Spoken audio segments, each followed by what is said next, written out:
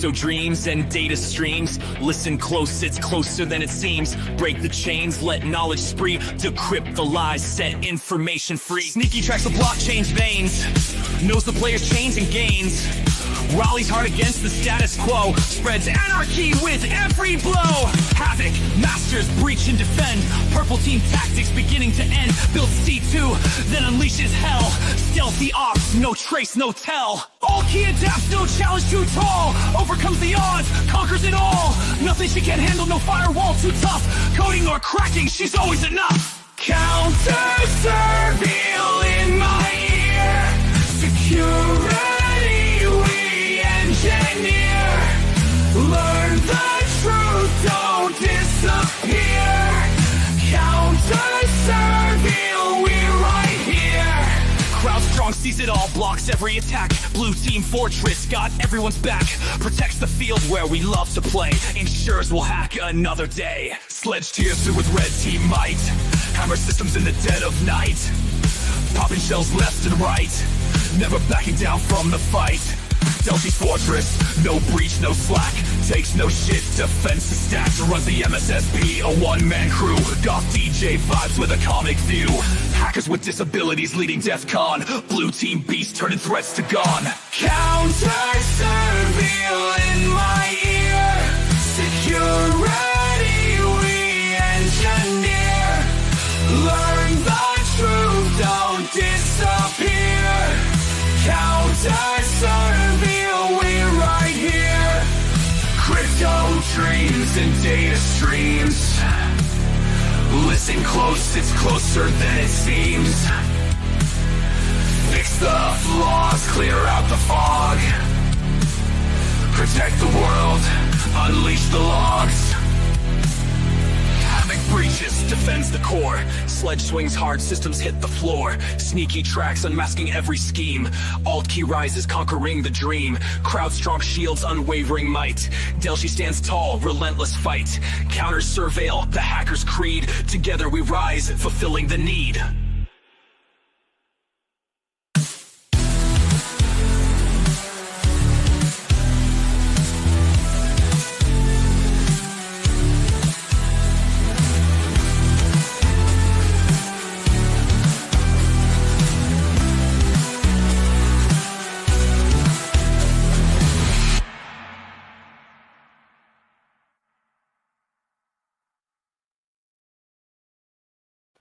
All right. Well, that intro was quite good. I needed that. I like it. I liked it. It's a fun one. Thank you. Some people should just not have subscriptions to AI music services. It's No. Some people tempting. absolutely should. They should be paying you for creating these masterpieces. I am the king of cringe, and I love it. So Nathan proposed an interesting topic for this week, and I like it a lot. We're going to be talking about the upside to ransomware. Now, everybody's like, ransomware sucks, ransomware this, ransomware bad. Well, obviously, ransomware bad. But when you think about it, how many companies have had really seriously increased cybersecurity budgets? We're able to afford tools, make things better, hire more team members, just because of the fear that ransomware has inspired amongst the general populace and a lot of these big companies. That alone, I mean, the increase in security budgets, the fact that things that have been sitting online and vulnerable forever are now getting patched because we don't want people taking advantage of them. I think there's a net benefit to these bad guys taking advantage of all this low-hanging fruit. Nathan, what do you think? Well, I think there's a lot to talk about on the subject because there's also like the quality of attacker. Like the barrier to entry isn't there as much as it was anymore. You know, because of like government overreach, NSA and stuff like that, and just prying into our lives and surveilling us and being horrible. There's a lot more, end-to-end encrypted stuff that's become a lot more intuitive, that's spoken about more frequently, that more people use frequently. And that helps people obfuscate, their wheelings and dealings and their doings. And there are so many ransomware tools on the market that if somebody wants to see local change and they can't get it through a ballot box, because the ballot box very much seem like they're designed to not function in any type of, rapid fashion. then I think that this is a great way for people to voice their distaste. Wow. I mean, hacktivism itself, it kind of not necessarily goes hand in hand with ransomware. There are definitely a lot of people who are politically motivated, looking at many of the same systems that threat actors who are more motivated by money are as well. And we're seeing a lot more attacks that are, I would say, politically motivated as well, even against non-political targets. For instance, we saw Andrew Tate, that guy who, I don't want to comment on my opinion of him, but he set up a Discord clone and it got popped. He was charging $60 a month for people to join this thing, and even more if you wanted like private access.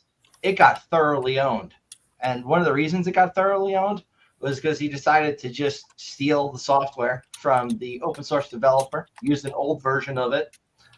It was wide open, and there are a bunch of things that had been patched out and fixed. And now if you go to DDoS secrets, you can pull down an entire copy of all the chats that have happened in his Discord server.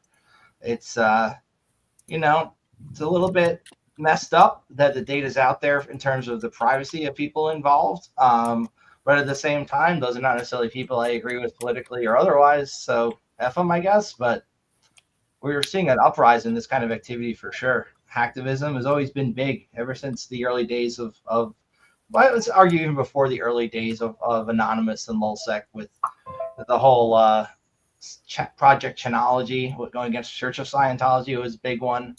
And then after that, there's a lot of like FBI Fridays, all that fun stuff back in the day. But we're now seeing like you got people with skills who are literally, they don't want money. They want to screw people over and cause a bit of chaos. Sometimes it can be good. Sometimes it can be bad. Overall, it's going to lead to better security budgets. So that means more jobs for my friends. So hell yeah. Well, I think another beautiful unintended consequence of it is that it's different than hacktivism in that, or it's an evolution of hacktivism in that it can immediately cause them harm, right? And the thing is what happens when you speed? What happens if you litter? What happens if you do anything distasteful? They find you. They steal your money from you because that's the language they speak. That's the only language they understand. And so if you steal a bunch of information and it's just a ton of information and the average person doesn't know how to access or do anything with it or anything like that, then hacktivism falls a little short.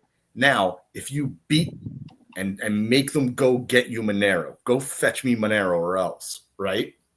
Then I think that this is a good way to push political change. Now, as somebody who doesn't believe in government at all, the way that it works for me is that both sides do it to get what they want. And then everybody comes to the realization that this thing fundamentally just doesn't function. It doesn't work. We have to abandon this antiquated model. Our world has gotten too small because of technology. We're too interconnected. We can come to consensus with better models and fuck government. There's no such thing. Just a silly belief. You're my favorite anarchist. Oh. But I agree with you on a lot of the points you're making. It's just I do worry about the precedent that it kind of sets in terms of what's considered good behavior for a hacker, right? We had this whole thing with responsible disclosure, making sure you when you hack something, you do it the right way and you disclose properly. And then you have hacktivism. And I think the general population really doesn't know the difference between somebody who's doing legitimate research and somebody who's a hacktivist and just leaking people's data. And they don't necessarily care either, but there's a big difference between somebody who's legitimately doing like bug bounty hunting or a pen test with permission versus somebody who's just hacking. But the general population just sees us all as the same. It's like hackers, they just group us together.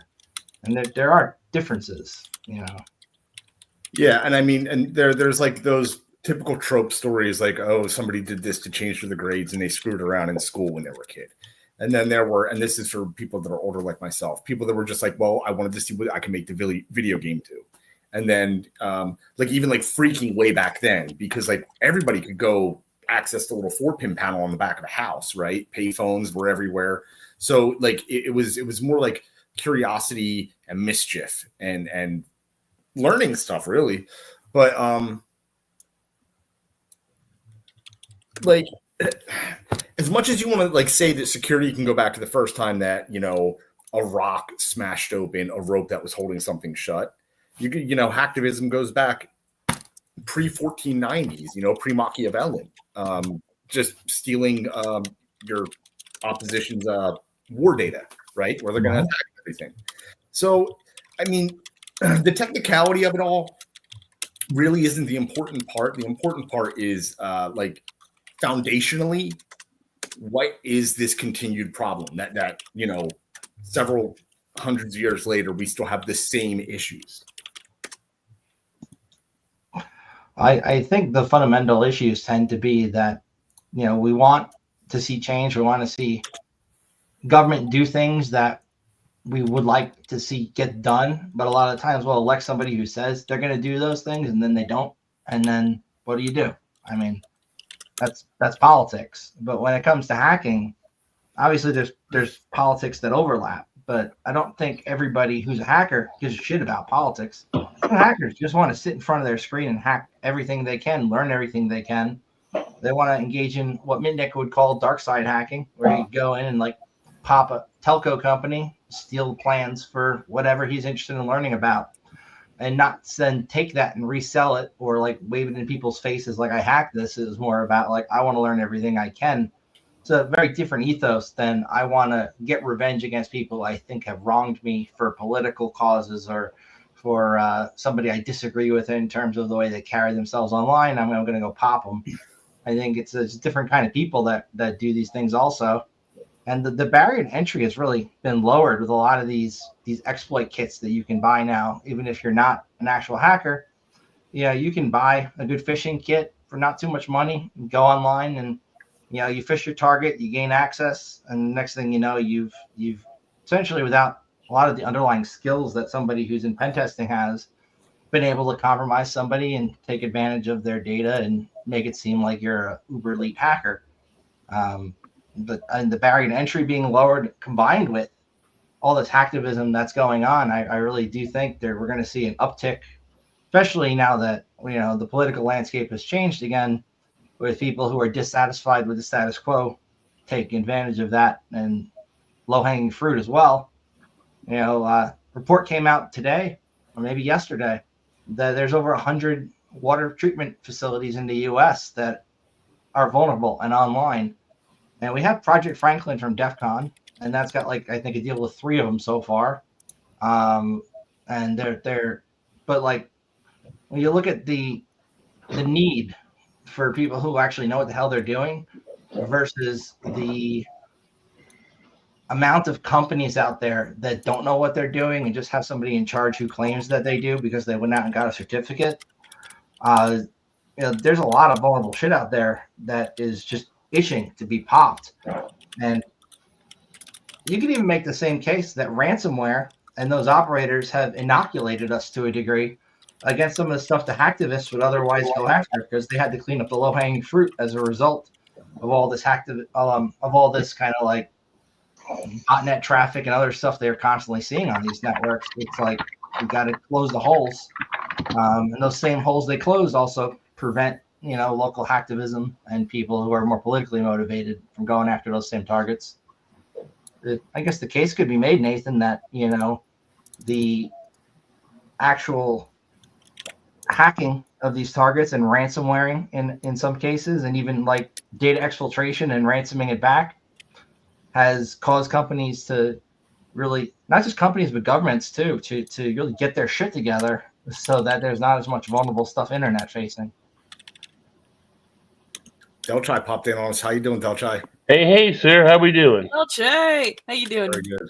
Delchai, did you hear we played the new logo? Logo? That's not a word. Played the Intro. new logo. Wow. Intro. I Not know logo. who's on drugs.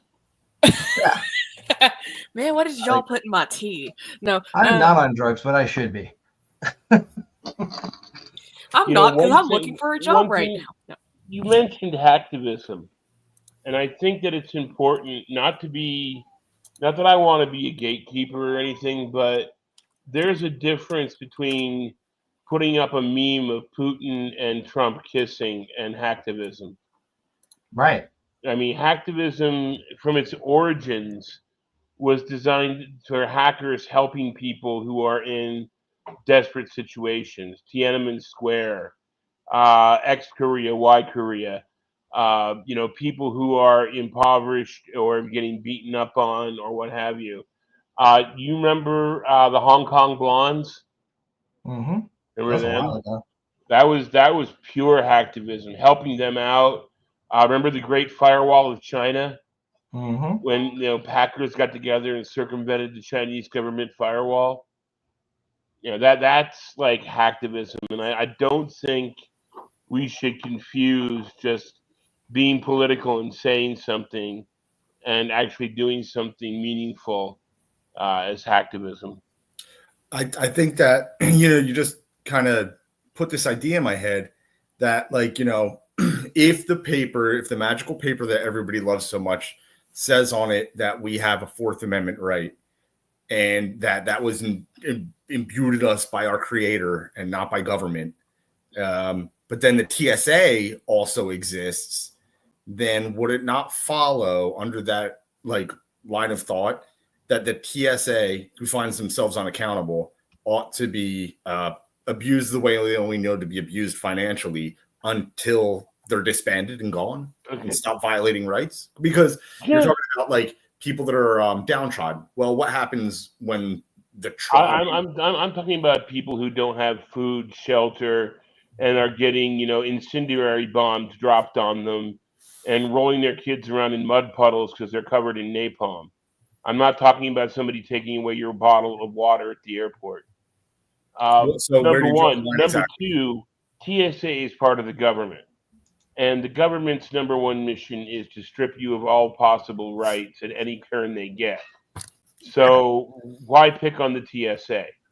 Right. No. So exactly. So the point is that ransomware is this cool new tool that's pretty easy to use, where if people go, hey, we don't like the way that you're behaving because you're not following the rules that you guys wrote, and you're disobeying the rules that you guys wrote for yourselves, right? So we have to hold you accountable. Don't limit it to ransomware, because the problem is there's a lot of stupid people out there, and they're attacking hospitals with ransomware. And it's like, that's not hacktivism. That's just being a dick. Agreed. Right. And there was somebody who actually died en route to the hospital because the air ambulance had to get redirected to one 45 minutes away. Yep. And they had a heart attack and they died in the ambulance as a result of a ransomware attack on a hospital. At this point, the game is really changed. You're not just inconveniencing. Profound. You're fucking killing people.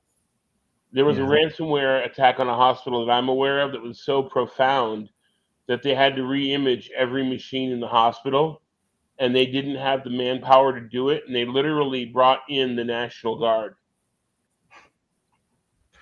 They had ground pounders from the National Guard re-imaging machines. Yeah, it's insane when that kind of stuff needs to. If you're going to be a hacktivist, okay, and you're going to make someone serve Kim Jong-il haggis for breakfast, God bless you, and I'll date your sister. If you want to attack a hospital and fuck people up, you know what? No. You can go drink pool 2 water.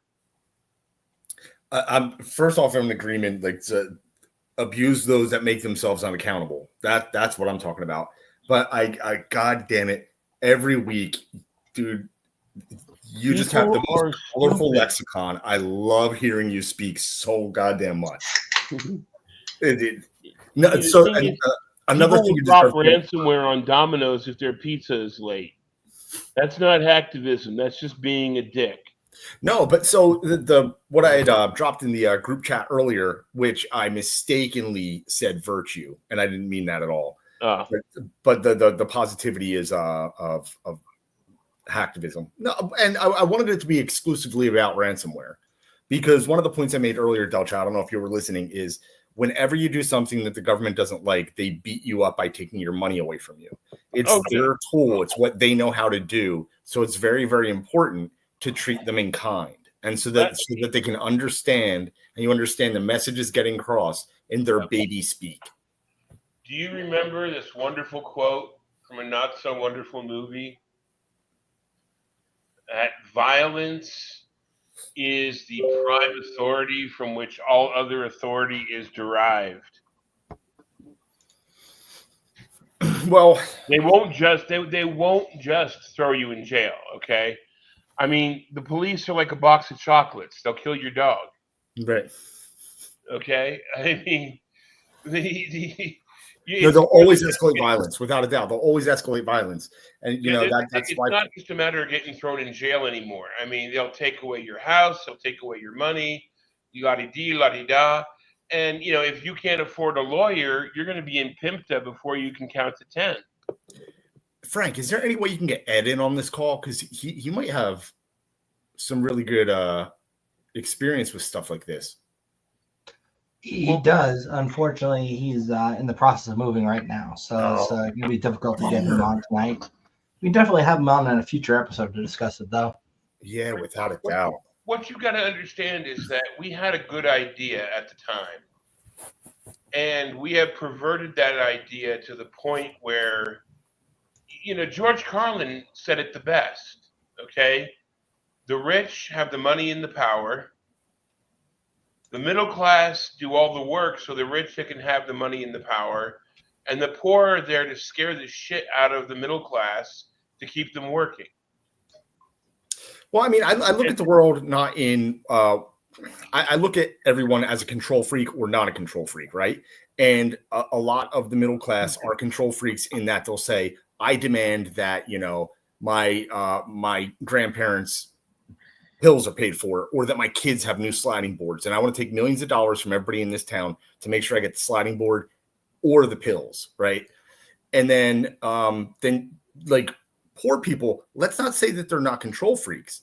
They want all sorts of things, and wealthy people do. So the thing is who's trying, like everybody's just scrambling to get as much as they can, right? So there's a difference between scrambling as fast as you can to get the $100 TV at Walmart and scrambling to get as much food as you can because you're not going to eat for a week if you don't. Okay, there's a difference. Okay, you can go home. There's a difference. Right, we're going to move to necessity. They call it the hustle. You know what I mean? The hustle. Okay, so if you want to live in a nice place, you got to hustle. You got to get a good job. You got to do all that wonderful shit, right? But there's a difference between, waiting for the dollar store to have a 4-for-1 deal on ramen and saying, well, I've got to make sure I get my order in to Amazon on time or else I'm not going to get a turkey for Thanksgiving. So we keep confusing and losing the train of this whole thing. Okay. And that is that we're talking about when people are forced into this financial casino, that they're going to do things. They're going to vote stupidly because voting is still a thing for some reason. And at the end, let no misfortune go to waste. The politicians are going to take a right every single time that somebody whines, bitches, or moans, right? So then this unaccountable group, you look back and you're like, how the hell did this happen? How are we in this position? Why is my car snitching on me? Oh, because a lobbyist wrote in that, the company's allowed to, right? Oh, God. So the thing is this gives private companies like the blessing, the indulgence from government to infringe on our rights, which the government is allowed to do, but they do anyway, right? So they're granting a right that they don't have in the first place to another group, right? And which is pretty much the same thing as voting. You're delegating a right that you don't have in the first place to a third party, which makes no sense. So the entire thing is, it goes, well, how do we stop it? How do we wind the clock back? How do we get them back under control? You don't. Oh yeah, you do. Yeah, you make a valiant effort, and then you end up in the gulag. Well, that's. I mean, come on. Good OPSEC would keep you out of the gulag. Good OPSEC, my ass. If they want you in the gulag, you're going in the gulag. Yeah, well, that's pretty true. But so the important thing, I mean, that's like going like, well, if Thomas Jefferson was, writing his little thing, like, hey, his divorce paper with the king, and his mom came in and was like, hey, what are you doing there? Oh my God, you're going to get us in so much trouble. Are you declaring independence? right? It fucking happened. It had to happen. Took on the biggest navy in the world. And you know why we were able to get away with it? Because we had an entire continent of resources next to us. And so we have that equality right now to a pretty great degree. Like right now is pretty incredible. A lot of the technical talent going into government is guys that just want to shave and put on a suit to go to work. They're not guys that want to be like working at consultancies, doing research and making a difference in the world, right? So, there's another big difference too. Okay. Do you remember the Dead Kennedys? Mm-hmm. They had a beautiful piece of music. It wasn't really music. It was more like spoken word. And it was called Kinky Sex Makes the World Go Round. And it was a spoken word piece. And it was a theoretical, imagined phone call between the shadow government and Margaret Thatcher. And they were like talking about, we're going to get on board for the next big war. And it's like, well, what about all the protesters? Well, just pump up your drug supply. And one of the great lines is, we've got kids so interested in beer, they don't care if you put a nuclear stockpile in their backyard. Take a look at the slide that just got thrown up there. This is why voting doesn't matter anymore. This is why people don't matter anymore. This is the ground base of the apathy that we're dealing with right now. Okay? If you look at the origins of what a NAMSHUB is, you can see how modern advertising is doing the same thing. And inside of advertising, you can also put social media in there. And we've got so many people believing that illegal aliens are eating their pets. And they're eating the dogs. They're eating the cats. Pigeons, everything. And it's like, and you also get into the whole, this is how tariffs work. No, they don't. And so when people are listening to these NAMSHUBs, the things that get in their mind and change their psychology, whether it's vote for this and you'll get that, or it's buy this car and you'll get the cute girl, or eat this cookie and you'll be happy, or drink this beer if you're straight, drink this beer if you're gay. The ridiculum of that has not only lost on people, but it's so ingrained into their heads that they don't know any better. They actually think, well, I'm not gay, but I drink Bud Light, but that means I must be gay. Oh, no. And the next thing you know, they're throwing themselves off a bridge because as an apology to God for being gay because they drink Bud Light. And you laugh at this, but it's like, this is what's happening. Okay, we've got people so programmed, so wired, not only to believe the craziest things, but to believe the things that are being fed to them through the pipes that are stuck in their head. So what the other thing that I had mentioned earlier was that with both sides being able to wield this thing, that all it does is pretty much reveal the man behind the curtain, that none of this ever did work, and it's not about to start working. Just like our saying, It depends on what you mean by not working. I mean, the mind control is working. The dumbing down is working. The people making bad decisions is working. That machine is working. Okay? People care more about Coke versus Pepsi than, North Korea, South Korea, and what are they doing and what have they done last week and, all this other happiness. Now, there are people who are outside of that, but they're a very small number. I'm going to do something that I don't usually do. I'm going to be the optimist here. And I'm going to say that if you wind the clock back 15 years, right? And if you think about how frequently in conversation, if you were out at a restaurant, that you would hear somebody mention end-to-end encryption or a fucking VPN or anything of that nature versus how much you hear it walking past the bus stop today, it's pretty commonplace, which gives me a lot of hope. A lot of people are pissed off about the overreach. And not just the overreach from government, but also from, private companies as well. But again, Well, This all comes down to the EULAs that people think that they're forced into signing into, and they give no second thought to even considering reading the first paragraph, if any. And so yeah, there's a whole culture change that has to happen, and I think that I can't get out of having to sound like fucking Jordan Peterson with this shit. But the thing is it takes a lot to adapt to the internet. This shit came on really, really quick, and it's taken over everything. And to bring legalities into innovation, right, is pretty frightening. It's also hard to do. If it was easy to bring legality into innovation, we wouldn't have spam calls selling us solar panels and extended warranties on our cars. I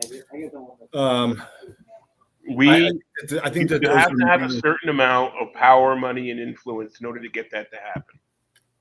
Right, but like, there's a big difference between an annoyance, like a cold call, and then having like the whistleblower that was on last week that was talking about all of the shadow banning from all the different terminologies.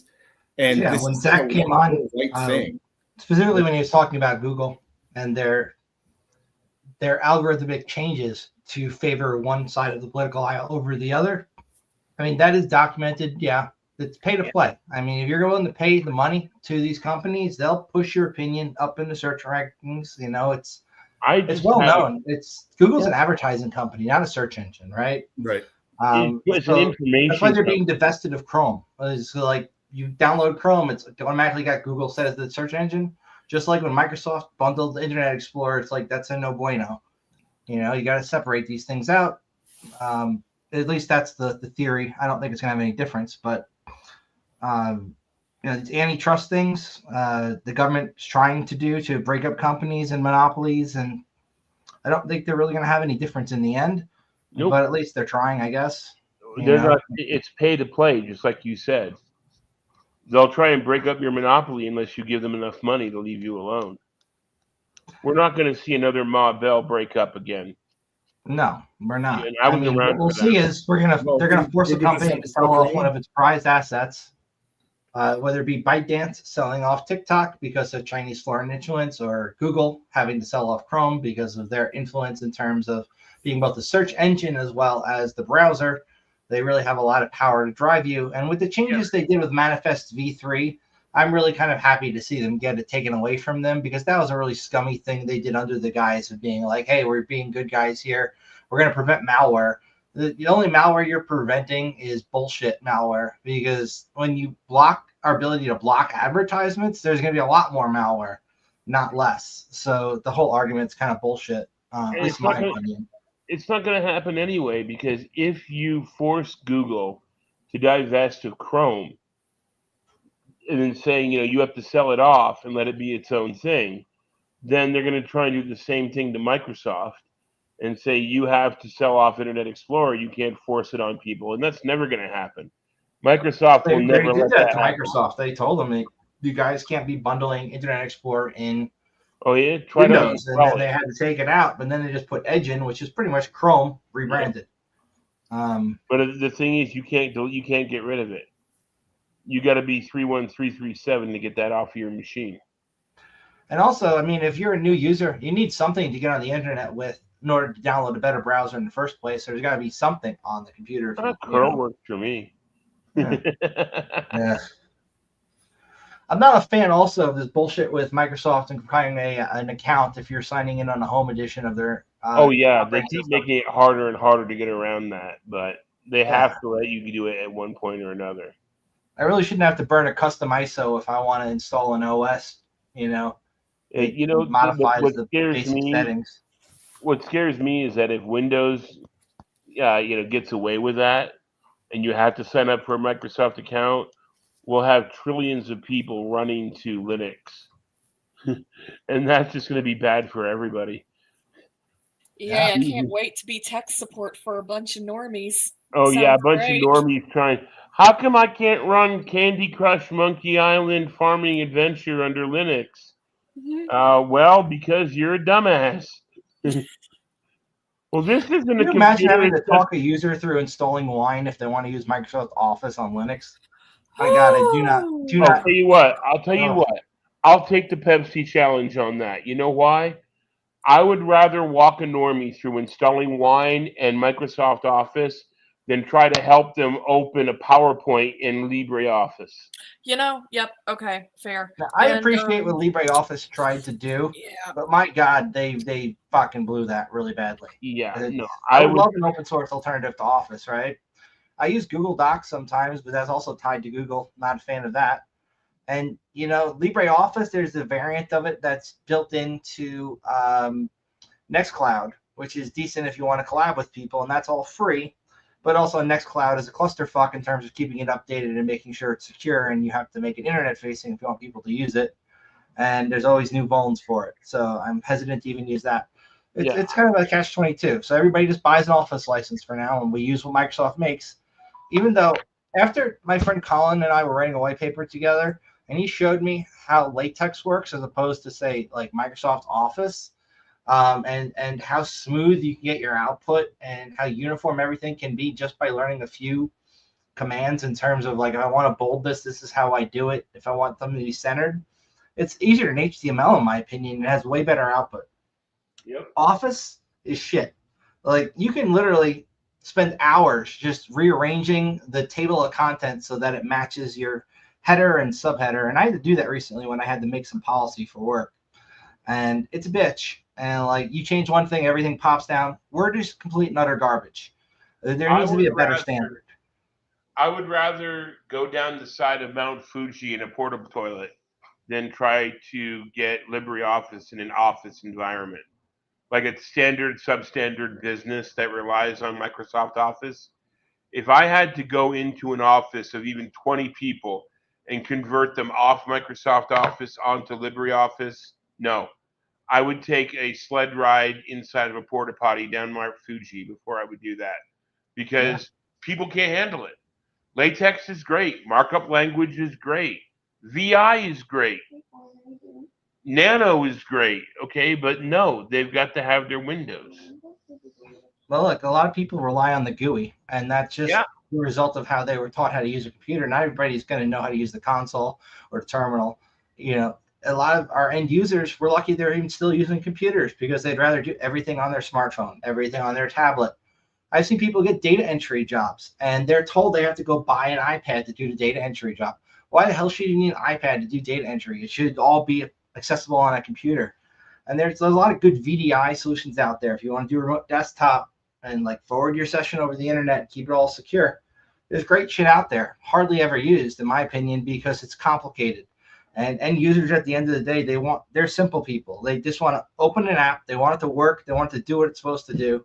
That's why I love that meme about with OneDrive and the old person. It's like I just want to save my file to my computer right in front of me, not to OneDrive. It's valid because when Microsoft makes a change like that, the default save behavior in Office is going to be saving it to OneDrive in the cloud. And somebody goes to open a file that they just saved and can't find it on their hard drive. It's saved in the cloud somewhere, and that's not mounted to your local file system, and you can't find it. Obviously, you're going to have even more confusion. And we can say, oh, we're doing it to prevent ransomware.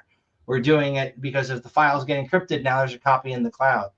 But at the end of the day, when you're adding these layers on that just confuse your end users, you're making things harder for people, not easier. Well, And your end users, you got to remember, your end users are stupid. You've seen Blazing Saddles. These are good people, simple people, salt of the earth, morons. And they don't want to learn something new. They don't want to learn how to change their default settings. They want to go in there, push a button, see the dancing baby, and get out of work in time to get to Starbucks so they have something to suck on the way home, driving home. Okay, you can't do this. I've seen users. The tail wags the dog in IT so much now that a user can say, I demand access to the Pirate Bay from my Office machine, and I want to be able to torrent porn while I'm on my lunch break. And if you don't do it, I'm going to complain to the C-level people until you let it happen. And Right.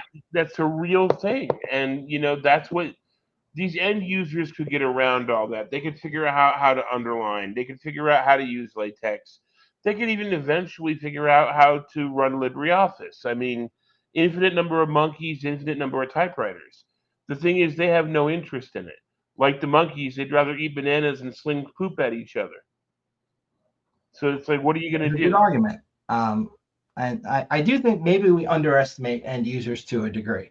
I've Not worked with end everybody's an users idiot, too but long. I would argue there is definitely a lowest common denominator that you need to cater to in software development. I don't You- know. Some of these Gen and Z's, Gen Alphas are scary. Like, really scary. I've run into a few of my students who I'm teaching Linux. They know nothing about it, but then they pull out their phone and defraud a McDonald's out of like 200 nuggets with it and an Android emulator, despite the Yep. fact they have no actual like technical experience beyond that. They're just screwing around and having a good time. And it's not always about their knowledge. It's impressive. Sometimes they just don't want to. Yeah, I don't want to sometimes learn they how to just do want to. that. I don't know. I want to like those. I could use those nuggies. And being unemployed right now, Also, like you should save put me Burp some in money. front of the McDonald's app and check out their API. There's some fun stuff in there. Oh, I Um, did. I'm just like, but if I do this, I'm gonna be busted. Yeah, I've definitely gotten some very cheap products from McDonald's in similar ways, and other apps. And I don't need to have a very technical background to understand the stupidity of if you sign up for an app and get a coupon code. It's on a new install of that app that's tied to a new email address. You can get 80% off your first offer. So just keep making email addresses and open a new copy of the app with a program that lets you emulate an Android Have you application. seen the one where the guy uses the McDonald's kiosk? And Yeah. in the McDonald's kiosk, you can say, give me 4 hamburger patties, no buns, 1 slice of cheese, and 1 Big Mac. And they give it to you, and it's like cheaper than the meal deal. It's cheaper than buying 2 burgers, and you made this like 6 patty burger that cost you $2. It was just Yeah, it was there so was one fun to where if watch you them do that. took a hamburger off when you bought like a 2 hamburger thing, it refunded like $1. But they had like a hamburger thing that was like $1. So if you took a patty off, you ended up with a 0 out, and you could add more patties and take them off and end up with like a 6 patty burger for like $1, which was pretty insane for a while. There's all these stupid little hacks like that. But I also wonder if they intentionally put them in there to drive up Oh no. as marketing stunts, like No one is that evil. Never acquire to evil what can be written off to stupidity. I mean that's just stupidity. I cannot see them doing something like that to increase sales. I can see them doing something else. Like, have you seen the bulk meals that they're doing now? You get yeah, those like are six subsidized by Pepsi though. you It get was like like 6 cheeseburgers and 4 orders of fries and 25 ketchup packets for $22. It's called meal planning, all right? Yeah, at McDonald's, meal yeah. planning is a little different, But but I the like only that. planning That's you're good doing making. when you eat at McDonald's is how long you're going to be in the bathroom afterwards. That's more of a Taco Bell question, but McDonald's No, definitely not good for you either. Taco Bell is when you commit a porcelain hate crime. Yeah. We joke about Taco Bell and all these places, but there were things in the 90s where they were caught using like subpar meat that was meant for fucking dogs. Oh yeah. I'm sure that's not the case anymore, but it was a thing back in the day that we Remember would the see on pink the news. slime controversy? So back to hacking, right? I was watching a video earlier about this Andrew Tate website that they essentially Discord clone that got hacked. And what I found really interesting about this was the fact, not so much that it got hacked because he was using software that he essentially was ripping for free that was like under GPL and that he had rebranded and then not applied any updates to. But they also left like the API wide open. So once people figured out that this software was vulnerable, they were able to then dump all the private chats via the API that was exposed. And all these kind of like stupid configuration errors, which is very, very common, where somebody sets something up and they don't configure it right. And that's what lets people in. It's not that the product itself is necessarily vulnerable out of the box. It's the default settings that you configure when you install it are vulnerable out of the box. And like Amazon used to have leaving open S3 buckets when you configure them, and then somebody could mount your bucket and see everything in your tenant. We see the same kind of software configuration repeating the same mistakes over and over again. You're installing like Couch Potato, so you can do your torrenting and shit. And you go with like your default settings with NZB get, right? It's going to set up a web server on your computer and configure UPnP and put that shit out to the internet. So the port's open now on your computer, and it's using default credentials. And people, you can find that. This shit happens all the time. And that's why I think, like, if you're not somebody who knows what the hell you're doing, you shouldn't have admin rights on the computer. Just install your shit as, like, local user. At least it cuts down on the damage that you can do. But we see companies still giving admin rights to people on laptops who are not even devs as like the default behavior. Why are we still seeing this happen in 2024 when the knowledge is out there? People know what to do, how to do software development right. People know, like, there are classes on it. Some colleges even teach secure coding now, which was one of my biggest gripes when I went to college. Is my Java professor was under the delusion that Java was an extremely secure programming language. We had never even heard of a deserialization vulnerability. And, you know, whether or not I submitted a final project that was backdoored to gain access to his computer is irrelevant. What's more relevant is the fact that we have teachers who teach these classes to college kids that are supposed to be security classes, and the people teaching them don't always have a security background. You have like a gym teacher equivalent teaching a security class. That's standard American procedure. Not everybody can go to SANS. I had a wrestling coach. SANS does a great job with their training that's way too expensive. Mm-hmm. There's free training out there, tons of resources to do things right that the colleges just ignore. They'd rather buy a textbook that's 15 years out of date, full of vulnerable code, and teach people that. Do you know the boondoggle behind textbooks? So that's never going to change. Yeah, well, like when I went to college, I taught everybody how to use Apprentice Alf's DDRM tools and strip the DRM off of a rented textbook from Amazon and then return it, or buy a textbook and then strip the DRM off and return it. And I taught people over at CSN that as well, just because it's stupid. The whole thing of gatekeeping knowledge is retarded at this point. If somebody writes a book, yeah, they're entitled to royalties. They should make money on it. But it shouldn't be where a college professor writes a book and mandates every kid in his class buy that book just so he can make money on it. It's retarded. That's the whole point of being a college professor, so you can make money that way. Dude, my dad was a college professor, and like he did not make money that way. It was I didn't say that. I mean, he had ethics. How many don't? I wouldn't go that far, but I mean, in that regard.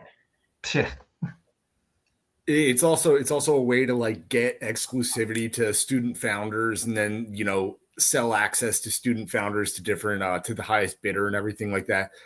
Higher learning has become such an incestuous fucking talent farm. Dude. I get people who have these degrees in information security and they don't even know what ping does. Yeah, I brought Delchai one of those.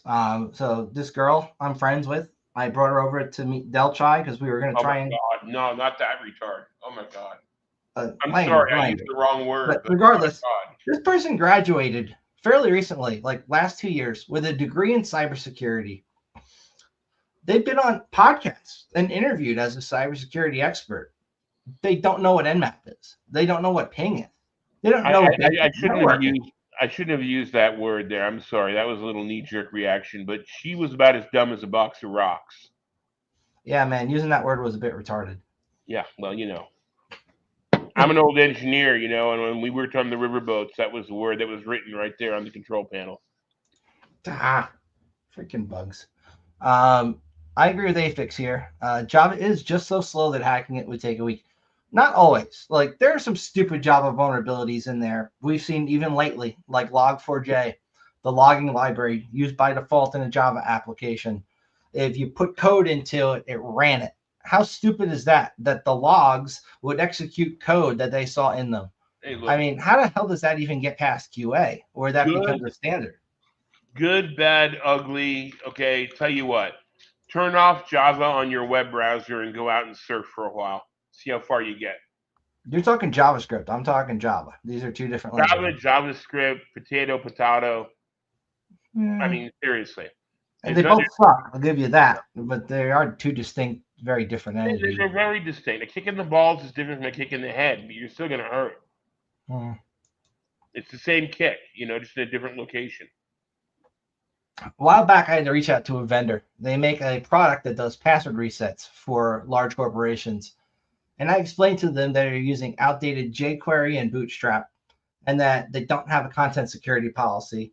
And all it would take for somebody to bypass their whole thing that they've got set up to reset people's passwords would be very, very simple. If you like know web hacking, you can literally send somebody an email and it's going to have a link to reset their password. And when they reset their password with this cross-site scripting vulnerability, I can set up a server, and as soon as they reset their password, I'm going to get the token on my my webhook, right? And I showed them proof that this is an issue. It's been 6 months since then. They still haven't updated it, and I have not responsibly, like, I haven't gone out and like blabbed publicly. I'm not going to say the name of the product, but it's a bit retarded that 6 months go by and you've got the issue in your product like that. They don't even claim it's a bug. It's a feature, how's that a feature? I don't get it. But, this is the world we live in when people try to report vulnerabilities. People who are well-intentioned and trying to do the right thing end up getting like sued. I've had friends who are in a bug bounty server with me, unfortunately on Discord.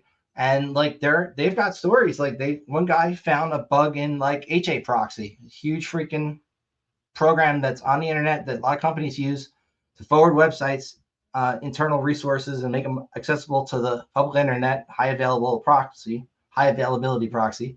Dude finds a 0 day and tries to report it. Didn't go well. He even used the official channels. They wouldn't pay him for it. But then if he threatened to disclose it, they were like, "We're going to sue you." This kind of shit happens all the time, where like companies will even have a bug bounty program and then not take things seriously when they get reports and not pay them out. There's a sad state of cybersecurity right now that leads to this shit. Afix has a comment here. ECMA script is JavaScript and only has the JavaScript moniker because Sun Microsystems and then Oracle had ownership of it in the early days. Yes. Agreed. They're not related, but it's what it is. The point I was trying to make, though, is if we want to see things get better, I don't think regulation and getting the government involved when the government can't handle anything is the right way to go. I don't think Nathan would agree there, too. So if we're going to self-regulate, what could we do? Can we come up with like a decentralized place where people can report vulnerabilities? No, we just keep listening to Aerosmith. Well, I don't want to dream on. You're going to have to because that's the only solution you're going to get. I mean, the solution is to just completely and totally disobey and disregard government out of existence. There's no such thing in the first place. There's politics, there's buildings and papers and silly things like that. Government could best be described as a mental illness where a bunch of people think they have to obey strangers. Right, but then what replaces it? If you're using breach forms, just a comment on what Afix said here. And Afix, you got to get on the cast eventually, man. I keep freaking out. Afix, get on the cast now. Well, he comments, man, and that's awesome. And he's active in our chat. Get in the freaking room, dude. You know where the link is. You can hop in. But breach forms, I want to warn anybody who's dumb enough to be pulling stuff down from breach forms and registered on there with their real email address and not something like a Proton mail that's disposable. Because that is almost 95%, in my opinion, a fed honeypot since Pomporian got popped. That has not been like under control of the people who were initially running it, whether it be the underage kids who were running it or the adults in the previous incarnation, whether it was breach forms or hack forms being a very different entity. But there's been breach forms and raid forms and all these different variations of the same website with the same icon by default for a user. I am almost certain this is a freaking honeypot at this point. So if you're spending Bitcoin and buying credits there, I think you're just building a case against yourself, especially if you're tying that to your own IP address. See, that's the thing. Particularly if you're buying that with actual like Bitcoin. Yeah, if you're like going on Bitcoin's a public PayPal ledger. and buying Bitcoin and then sending that to breach forums, you have a major OSINT problem because that's completely traceable back to your actual identity. Like, put it through Monero first, guys. Come on, please. Look, there's a great piece, I don't trust the government. I don't trust alternatives. It's not that I'm paranoid. It's just that's the way it is. And the thing is that you get rid of government. Nature hates a vacuum. Somebody else will step in and go, no, do it the way I think because I think it's better. And then someone else will come in and say, do it the way I think it's better. You can't. You get 3 hackers together, you'll get 4 different ideas on how things should be done. That's right. And the marketplace's ideas is where innovation happens, right? So here's the thing about the whole power vacuum thing. Right now, people believe that they should just obey a cop because he's got a badge. Now, if a Blood or a Crypt or some gang member in their neighborhood came up to them and said, hey, I want $100 from you too, right? People would go, no, I'm going to do everything I can to stop you. I might shoot you. I might tase you. I'll do whatever I have to keep you from taking the $100. Yet, with the cop, they'll go, oh, a speeding ticket or I blew a stop sign. Yes, you can take my $100. Oh, you want me to come in and see your boss and beg him to not take the $100 from me, the judge? Right? Like that's not a conflict of interest. So the thing is it's just a gang that people have this weird idea that they should obey. So you get rid of one gang, another will step in. Right. But the thing is as the other gang tries to step in, nobody feels as though that they have an allegiance that they've pledged to obey it. What's the gang going to do once they get in power? They're going to want to make sure they won't get people are allegiant to them. That was Hey, that's a really nice bakery you've got there. It'd be a shame if anything happened to it. Wait, that happens all the time anyway. I know. That's what I'm saying. You get rid of one, there'll be another to take its place. You get rid of that one, there'll be another to take its place. It'll be variations on the same theme. No. Private crime is nowhere near as bad as public crime. The public crime sector, government, is much worse than. Of course, you get rid of it, you'll get something in its place, and it won't be better. Eventually, it'll turn into exactly what we have right now. There's a guy in Philly right now who's getting arrested because the other day somebody was stealing his car and he stopped it by giving him a shot of. Yeah, I know. This is not, and you're not wrong. Right. So I'm just saying that you get rid of that. The problem was being solved, and then you had this group come in to pervert the reality of it and go, no, we want to defend our right to be the only ones to legitimately be able to use force. You're not allowed to protect yourself. You're not allowed to protect your property unless we say you can. Right. So I think that mindset is definitely something that people should unanimously reject. Yeah. And when they do, something else will come along. And Nathan, are you saying that your property is worth more than a black or brown life? How can you say that, Nathan? Any life at all? No, I don't care about color. Color, the whole color thing is a collectivist idea. I don't like collectivist bullshit. Yeah. And I don't. I'm with you there. Like when it comes to like divisive shit, like when people are like mad about race or anything like that, I'm just like, I'm not having the conversation. That's stupid. That's collectivist bullshit. I'm not getting drug into that. That's smooth brained shit. But there's no difference between that and I'm wearing a red bandana and I'm wearing a blue bandana, and the red is better. We're better than the blues, and blues. No, there's control freaks. There's control freaks and non-control freaks. It's human nature, though. Even look at InfoSec Twitter. Even that's cliquey as hell, right? Yep. We can't get along even in our own communities. How the heck would we get along without? No. Listen, because you have this idea that the people need to get along. People don't need to get along. As a matter of fact, people need to disagree and try to compete against each other. That's what drives innovation, right? If everybody gets along, there's stagnation. You don't want that. If have an entire generation who's been taught that if you disagree with me and you say something verbally that I don't like, that is violence. And I can respond with physical violence as a response. Mm-hmm. They're taught this in schools. This is like, hey, I am going to get a college education, and my professor is teaching me that it's okay to respond with violence if I feel like I've been verbally attacked. Conflict is the lifeblood of the state. Coveting is the lifeblood of the state.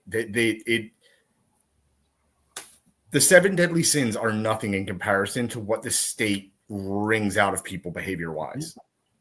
Well, as Meliodas of the group here, sorry, anime joke, but the 7 deadly sins, religious, all these ethical frameworks that we've got to try and define what is acceptable moral behavior in any given topic, they're all extremely only applicable to a subset of the population. And when other people don't believe that, it kind of is like whatever.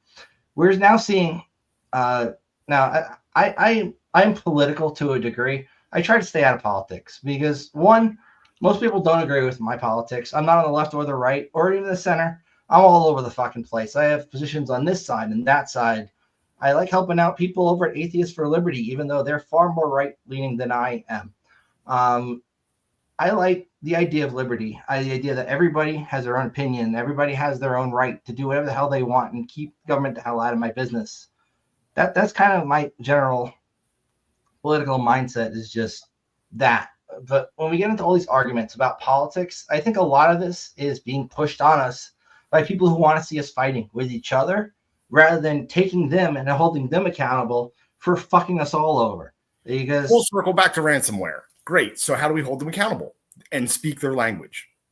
Right. When it comes to ransomware specifically, I don't think these government interventions that they're pushing, like we're going to make it illegal to pay a ransomware payment, and if we catch you, we're going to fuck you over, is the right way to go about it. And obviously, I very much disagree with paying the ransomware payment. I think it's a retarded thing to do and just encourages them to keep doing it.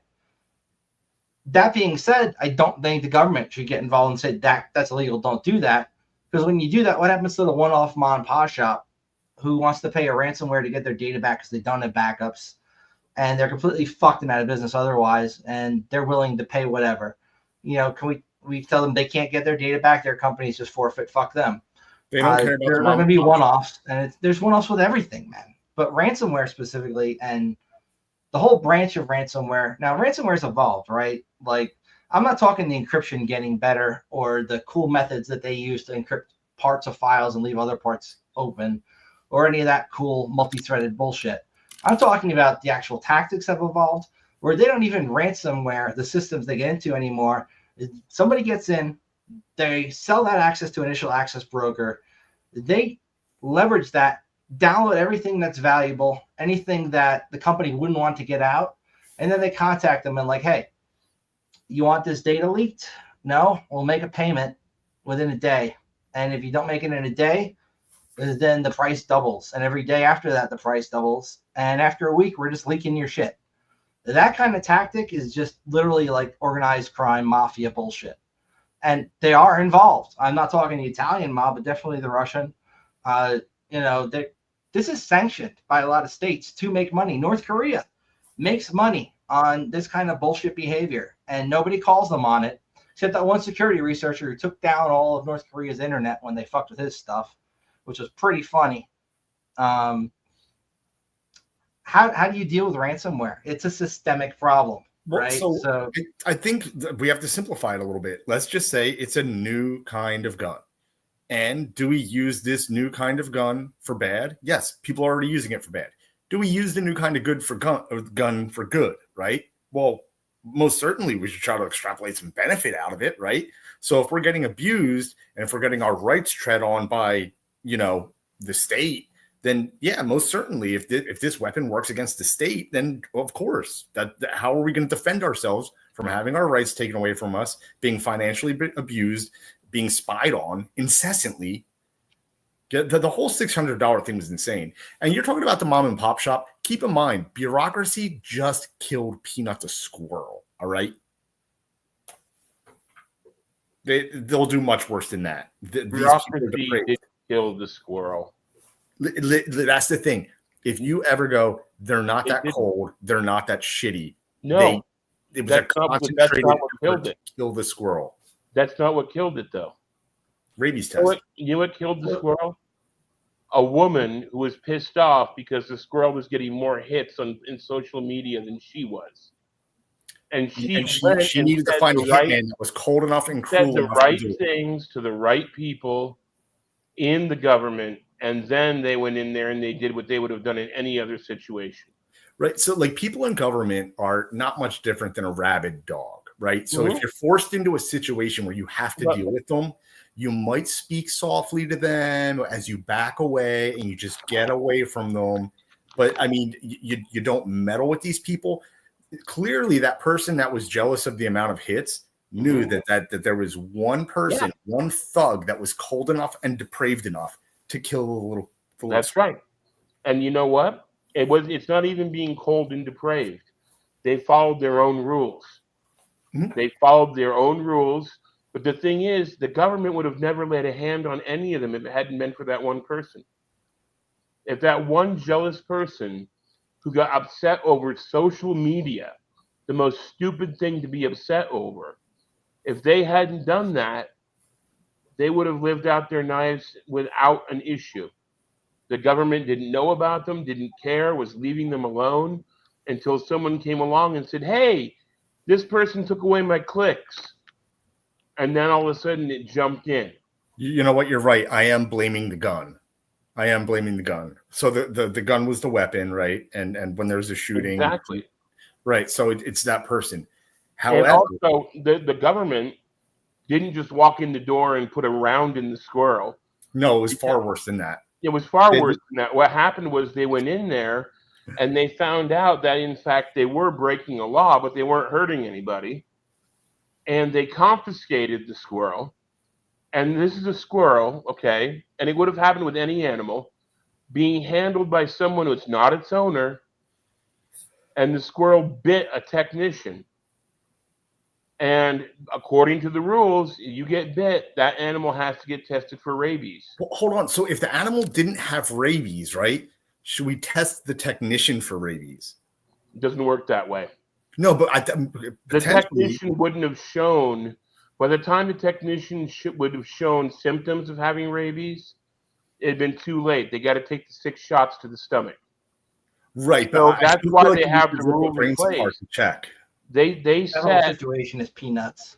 yeah, what they do is they set human life above animal life. There is no test for rabies that doesn't involve killing the animal. And that's what they did. They had to kill the animal to test it for rabies to see if the technician was going to have it. And that was they didn't just, it's not like the police kicked your door in, your dog barked and they shot it. That happens every day. All the time. I remember watching a little video where there was some little 9-year-old girl who got a little bullet fragment in her eyeball because they were shooting at the dog. But that's not what happened here. This was peaceful. It was wrong that it happened, but I mean, it was swatting. You know what I think was really, really neat about it? That it was the New York Department of Environmental Conservation, and that during the 5-hour raid, they went off on his German wife about her immigration status, which was legal and good and fine. But, you know, the Department of Environmental Conservation should definitely be harassing that poor woman. Where we're at is...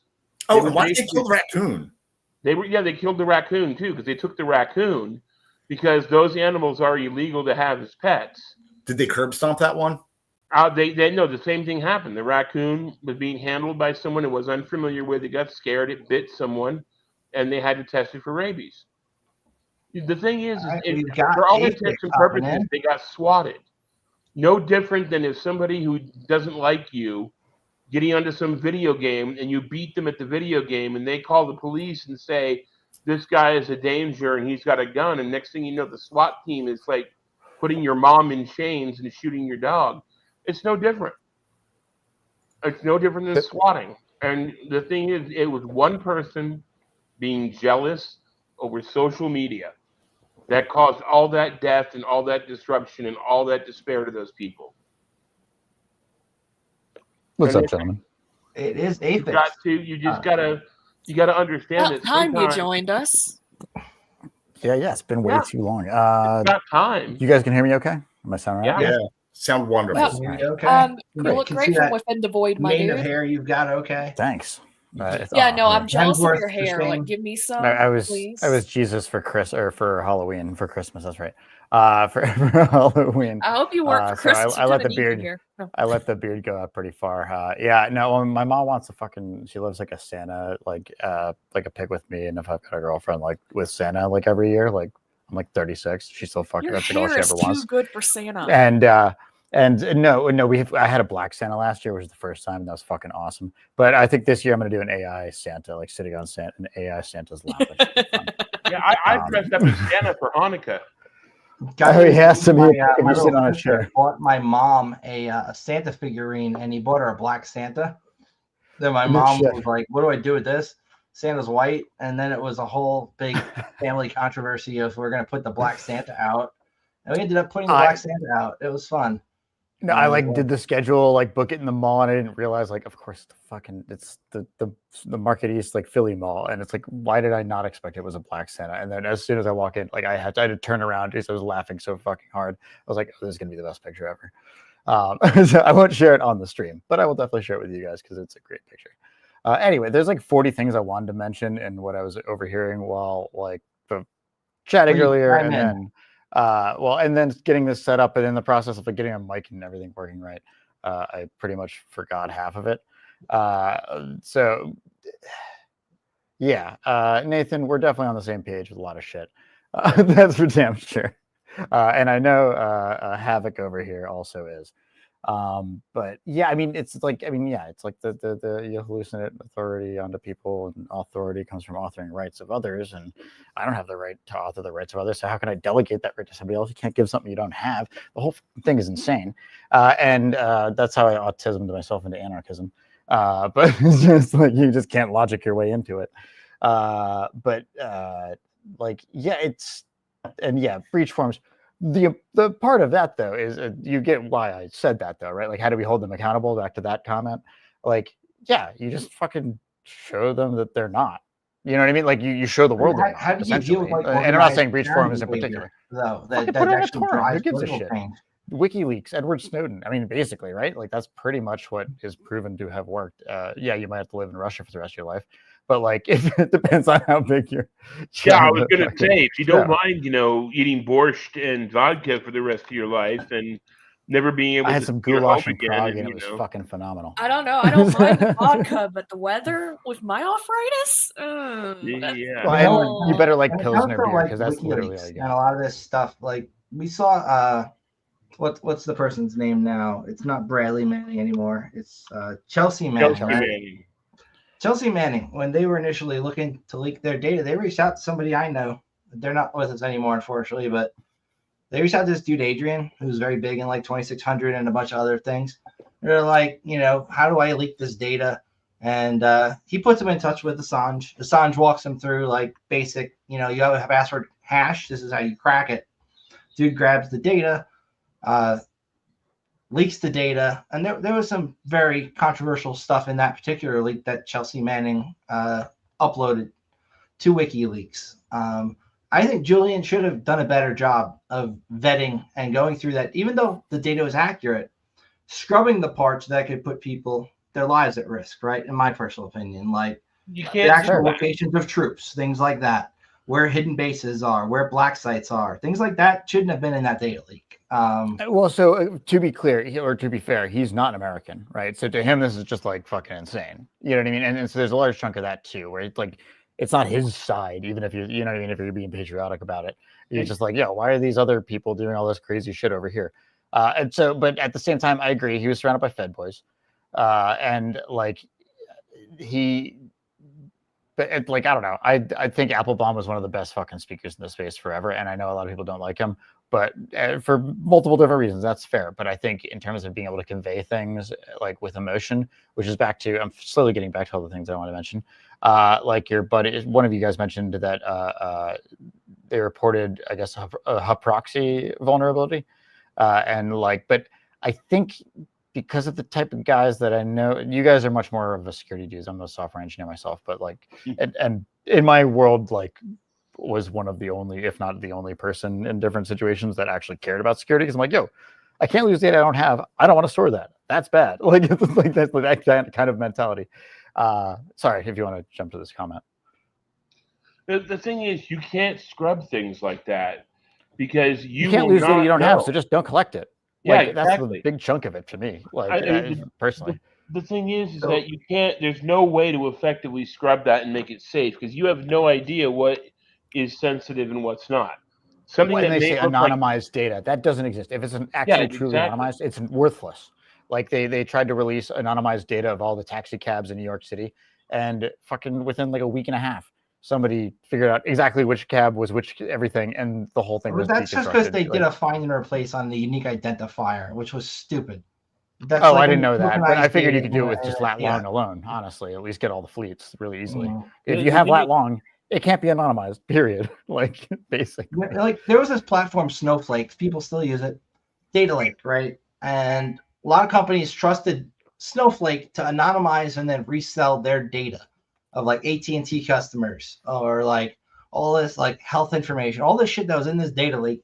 Everybody put the trust on Snowflake to not, we're going to take money from you to sell our data, but you're going to anonymize it. So, our customers won't come bitching at us for us reselling their data. Seemed like a good premise until somebody popped Snowflake with a developer account and downloaded all the actual data. This kind of shit happens all the time. I digress. I also wanted to mention this one topic here that was brought up by Bella Brandy here. Nathan, this one pertains to you. Feel free, both of you, to respond here. Not a fan of this Nathan Hawk guy. He comes off way too arrogant and acts as if he knows how to resist the government effectively. Also, Nathan needs to stop interrupting Delchai. It's irritating. Response from both Nathan and Delchai. Sorry if I interrupted you, Delchai. I love you. I think you're really, really funny. And I also think that you are a wealth of knowledge, not just with security, but with a lot about the history of security. I appreciate nothing the but hell out love, of you. man. Nothing but love. I'm not talking about resisting government. I'm talking about denying its even existence. There's no such thing. There's just no such thing. If you want to obey a bunch of strangers, I'm sorry that you have that condition. But if that comes off as arrogant, then so be it. It's not so much arrogant because you're not wrong. But the thing is that what's going to replace it? Okay, let me put it to you in a very simple term. Okay, government loses its power. We all say we don't believe in it anymore. We don't fear. We're not going to follow it. Okay, who's got the conch? Yeah, but you're talking about blind obedience versus defending yourself. That you're going to end up defending yourself either way. Who's got the conch? If I can jump in. Go for it. I think I can find something that works with both of your thoughts, which is generally my position, which is like, yeah, you can fight it, dude. But like, honestly, there's almost no good way to fight the concept of government, like without basically being destroyed if you're going to be any aggressive, open, visible way to do it. So maybe the next best thing that I can think of, at least, and maybe you guys can jump in, is like whatever these people around you like think that it's good for, just make a better alternative and make it irrelevant.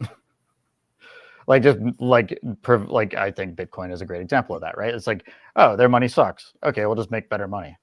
Okay, so you just start using that instead, or whatever. You know what I mean? Like, and maybe there's plenty of criticisms of Bitcoin specifically, but the general concept I think applies very well. I mean, you could also be Lysander Spinner, provide postage for like 1/10 the cost, and then they make it illegal to provide postage. That happened to DHL.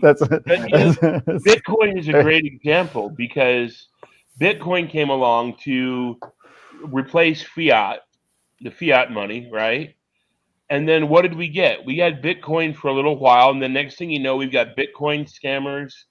We've got people saying, yeah, we'll exchange your Bitcoin at 20%, 30%, 110%, right? I worked for a company that ran Bitcoin kiosks where you could buy and sell Bitcoin. And every time something went wrong, they would increase the fees and make more money off of it. So again, it's like you've got a replacement, but the thing is, human nature cannot be ignored. If you get rid of something and replace it with something else, you're going to have a honeymoon period, and then you're going to have the people who don't like it, and they feel like they're the one. You can say, I don't want. They're going to capitalize on it. I mean, yeah. Whenever there's a new Doctor Who. Yeah. But if the people that capitalize on it don't have like a fucking hallucinated right to initiate the act of violence, that's probably a good thing. Sure they do. Have you ever heard of this little organization that's been doing it for centuries? It's called the Catholic Uh, Church. Oh, I thought you were gonna go the other direction, but yeah, that's fair. I mean, even if you got rid of government, okay, you still have the Catholic Church, and the Catholic Church was government for a while because how did they have government? Well, our God said this person is king, and you do what he says, or we cut your head off. Okay, you think that the Catholic Church wouldn't Well, jump in? govern, right? To govern, like a governor Right. to So control, right? Very similar to religare, religion to reminds you of the equally to relegate. what Same Nathan idea. said. take your death thing. It's a mental illness. Well, and Right. in terms of that providing alternatives, right? Like why is Steam so successful? Because it's literally easier than pirating it. Actually, Yeah. like that, it actually is the better yeah. alternative. When Like Adobe, it's better to just pay the $30 or whatever the hell it is for a game. I can get on every computer. I can delete it, reinstall it 50 times. I have It's a huge actually MP3 better than library, but pirating. I still pay for Google Music because it's got all the songs I want on it, and I can play it on my phone. Right? Adobe, Well, you're the only person Adobe I've ever heard also say did that, but well that's with cool. that. I mean, I refuse to buy Spotify. oh God, Just no. get 40 No. terabytes in a NAS, which I'm sure you have. Are you kidding? I have two. I have Terabytes? two NASs. No, I have two Okay. NASs, 60 and a 40 tear. Well, yeah, you can stream music. Honestly, that's my favorite. Like if you want to like really jab at eco warriors, it's like if you ever listen to a song twice, why don't you download it? Do you think of all the energy that's going through all the routers and all the infrastructure to get that Yeah, song but I on mean, Spotify twice? if they You better weren't, download it and have it on your phone. Like you don't really believe in this, do you? Little sidetrack story. if Real they quick. didn't, if they didn't Delta, you go stream it, where first. would you get it from? If they didn't stream it, where would you get it from? There's a couple spots where you can pay extra cash to get like a good FLAC version, which is really all I ever want. Oh yeah, but I mean, it's like all these pirates out there are getting it from somewhere. You have no idea. I mean, have you ever looked at the tags on the pirated TV shows? They all say web rip. You know, if it wasn't for the Yeah, they just hit web, it wasn't F12, for look at the network streaming, they tab, would. see where the M3U8 or whatever MP4 Yeah. file Now, download. very few Shit. people are using capture cards anymore to do rips and actually paying for cable. You basically don't even need to. That's an option. Anyway, You just little divergent story here. My car, like a 2022 Toyota, comes with Android Play, and if I plug my phone into the USB port, I can use Waze and a bunch of different apps on my screen. So I was screwing around with this. I found an Android app that'll patch the Android Auto and allow me to install streaming apps, so I can actually cast things like I would with YouTube to my car screen. Right? Obviously, I'm not going to do this while I'm driving, but I was stuck in traffic for quite a while the other day, so I was watching Futurama on my entertainment unit. Cop on motorcycle, and you know they're trouble when they're a motorcycle cop out of all of them because they're the biggest assholes. Yeah, they don't even have laptops like the car cops who pull you over for using Yeah. a cell phone. Anyway, sorry. Dude comes up and he's like, "Did I see Futurama on your entertainment system?" And I already at this point moved it off. I go, "Yes, you did, but I wasn't watching an episode that was an ad." He goes, "Well, why is there ads on your entertainment system?" I go, "Well, have you ever used Waze?" He goes, "Yeah." Well, you know, Waze, when you're at a stop for a while, now starts playing ads, and that was an ad for, I think, Hulu or something. He goes, "Oh, I'm sorry, man. I really thought you were just watching Futurama in your car, and that would be a big no-no." Then he saw my plate, and I do have USAA insurance, and I have a Navy plate despite not being a service member or ever having served. And the guy goes, "Well, thank you for your service. Just make sure you don't watch anything you're not supposed to on there," and drove off. And I will take that stolen valor and not tell him that I am not a service member because I didn't get a ticket, and that's the end of the story. But Is it valor? I've got a story like that for you. Back in the bad old days, I had a beautiful Dodge, and it was one of those little not hybrid like electric vehicle type, but it was a hybrid automatic and manual. So it was an automatic, and then you click it down one more notch, and you can move the shifting lever left or right, and it acts like a manual. And I used to haul ass in that thing.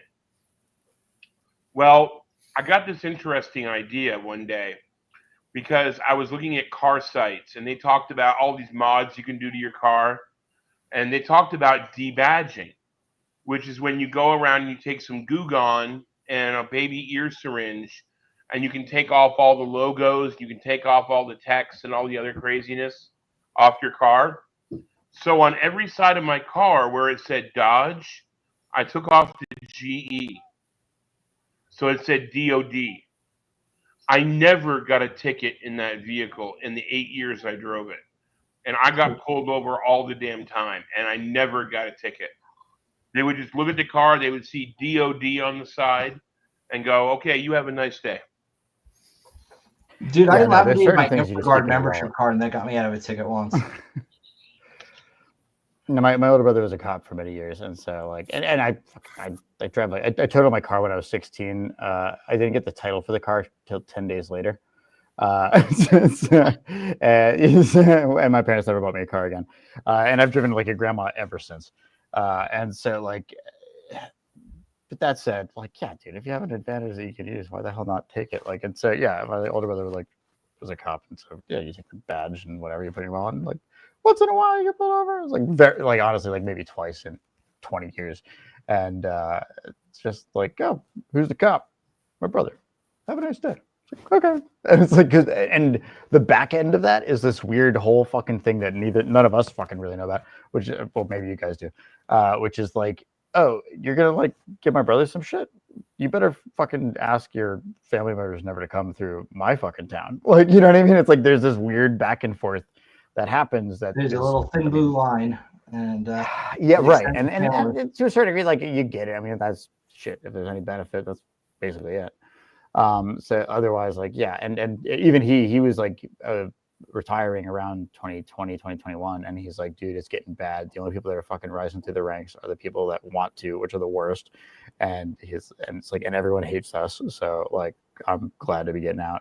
Like that sucks. Like that said, you know, retiring at like 42 or whatever the fuck he was is pretty good. It's like pension, like whatever, health care for life for your family. So that's a hard thing to turn down. I don't know. The whole thing is fucked. But shit, there's like 10 more things that you guys got into that we'll find a way back to. Of course. But anyway, so what kicked off today's? If I forgive me for missing the first like 30 minutes or so, or the meat of the So thing. Nathan came up with the idea of let's talk about how ransomware is not necessarily the worst thing in the world. Yeah, it sucks that these guys come out here and they take advantage of the low-hanging fruit, and companies get hacked and it costs them a lot of money to repair. But on the other end of the spectrum, there's the positive side where, as a result of all these people going after the low-hanging fruit, a lot of these holes have gotten patched up. A lot of systems are more secure. I actually think it's generally like a actual good initiatives pushed by the government now to actually make things secure. It's you mentioned them making it illegal to pay for ransomware, which is like extra stupid. It's like you get double hit, right? You're already boned, then you can't get your data back. Like that stinks. And when I think of like what I've heard, maybe I'm wrong now. I don't know if it's changed much last year or two, but like I remember like looking into this a bit ago, and like they're surprisingly good at actually just giving you back access to everything, because most of the time it's just botnets just find a way into the shit, and then you just get everything locked down.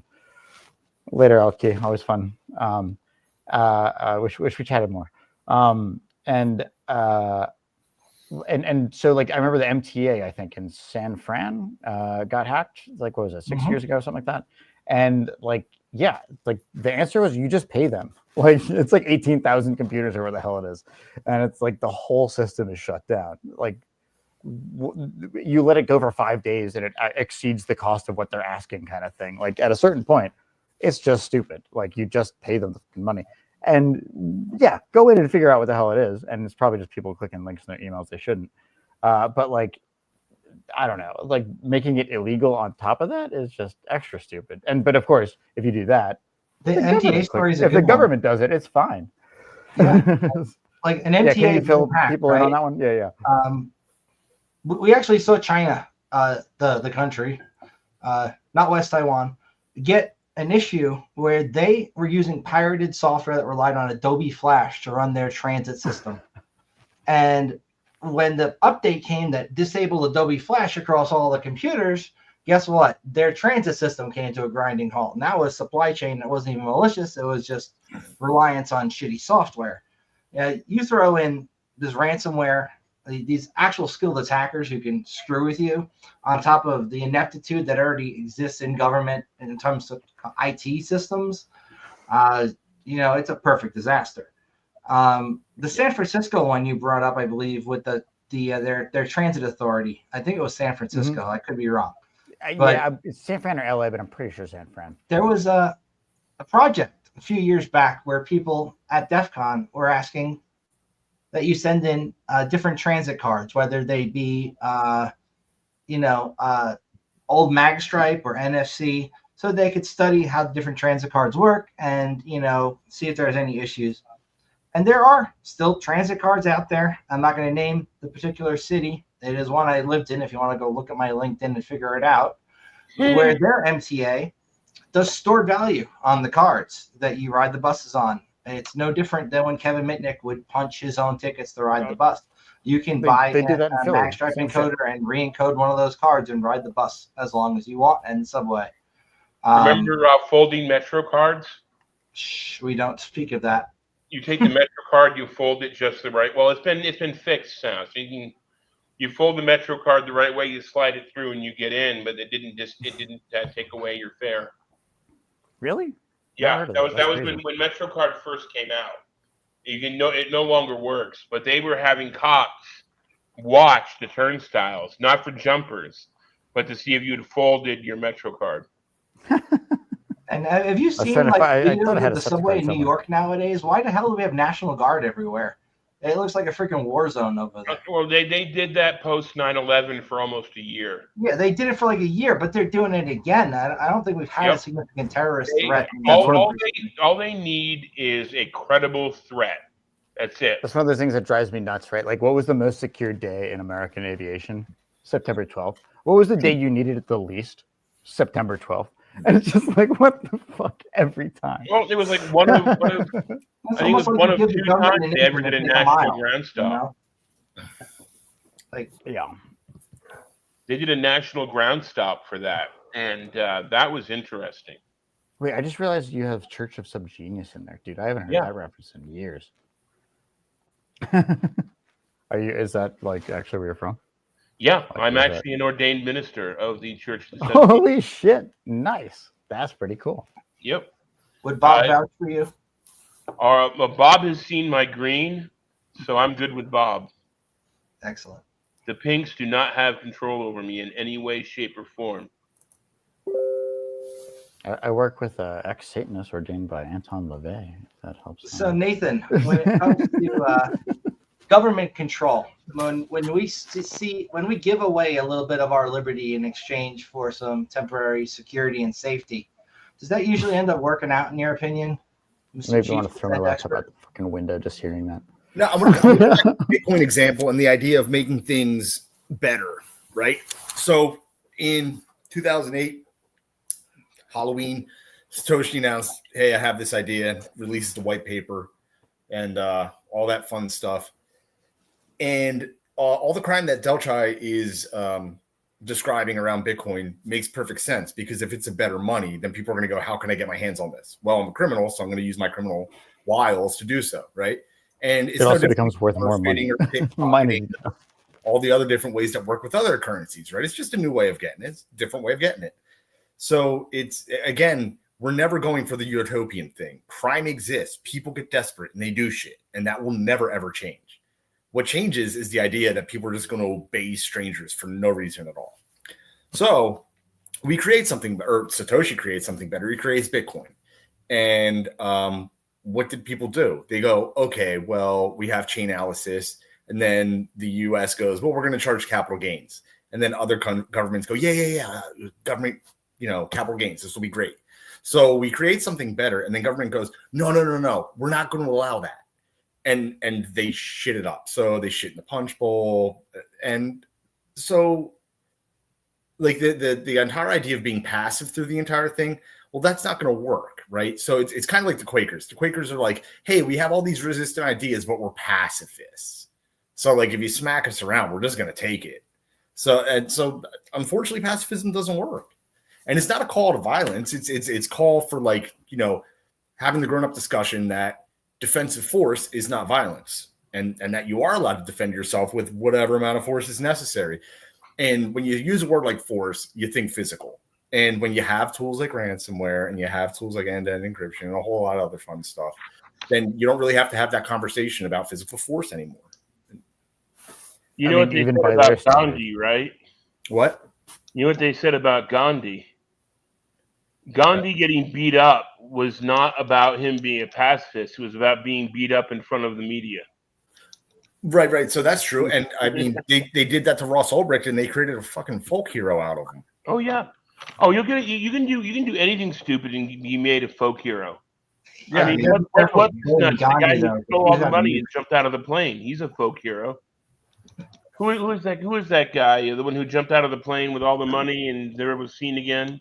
Yeah, he's a hero. DB Cooper. Yeah, you can do anything and be a folk hero. Yeah, but he's not a folk hero. He's borderline an urban legend. Everybody just knows him. Hopefully a millionaire.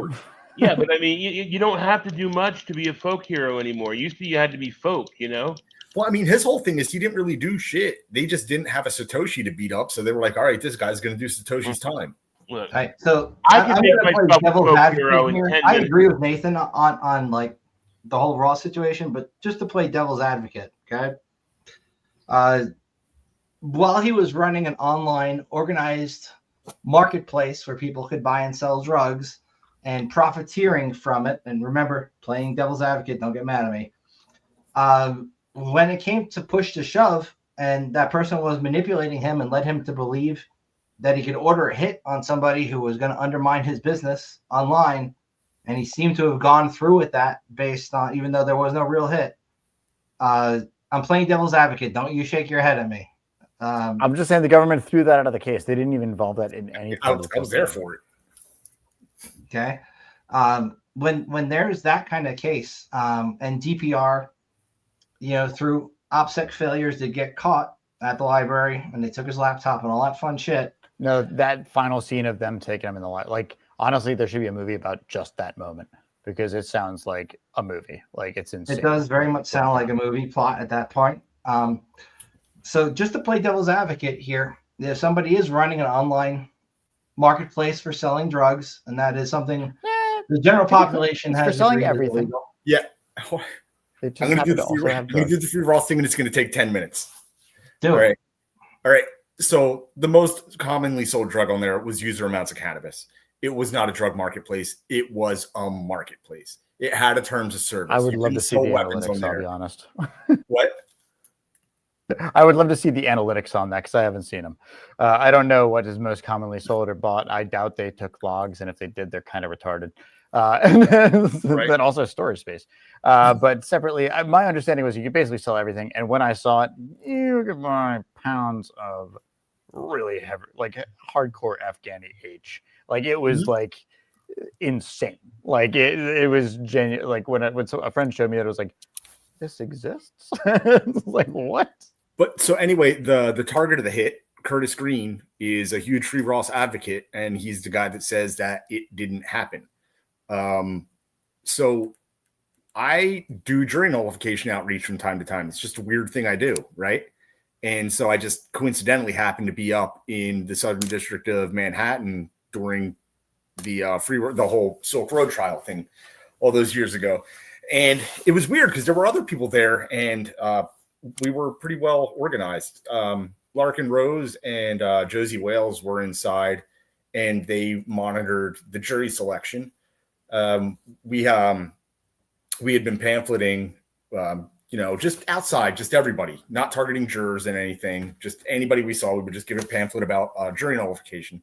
Then there were some protesters that were just trying to draw attention to Derek J and some of those guys from up in Keene.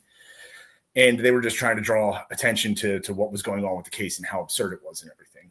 And it was so there were a bunch of people doing different things, and they had those charges there.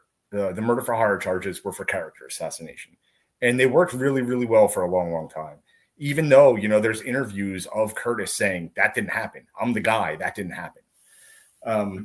A younger, dumber me said, well, if that's an agreement that they made and they were working outside of the state, then sorry, on a principled level, that's legitimate.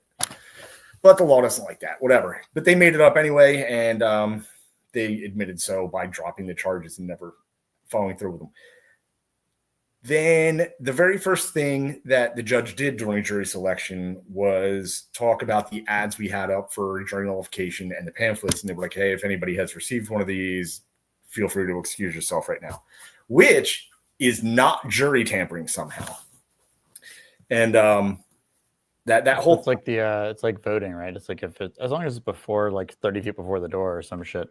I just very quickly, I met his mom, Lynn, at in Arkadelphia, and she was like such a sweetheart, and I could see the pain in her heart. And I just like, in a different life, I could have been him, just make it a website and not really, you know what I mean? Like, it's like very subtly different. And I know my mom would have fought for me the same way that she fought. And so I actually introduced her to my mom like the following day, and like it was like one of the deepest, like most serious hugs like I've ever had in my life. And I was just like, ugh. And so I just hope he gets out so she can like fucking rest. Yeah. Honestly, like, yeah. I like to think my mom would fight that hard for me if I ever got in trouble for doing something online, but I don't think she would, honestly. Yeah, I know she loves me, but we had our differences. differences. I doubt she could go that far like Lynn did to try and get me out. Just you know, call her and tell her you love her. Well, you can. you should. Everybody should call your mother. Tell them you love them. Yeah, for no reason. Call your mother. Then they'll worry. Just say, that Mom, would be a little difficult nothing for wrong. me. I love you.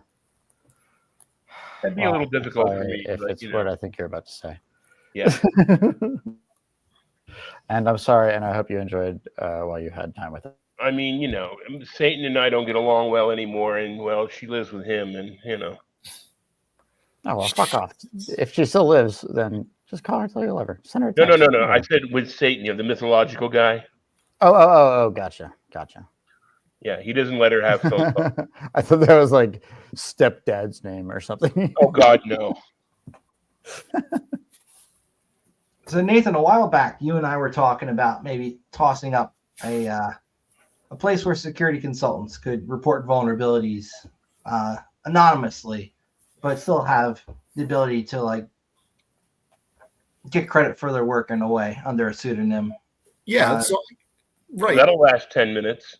No, the idea isn't very far from removed from what the Silk Road did positive that the war on drugs couldn't.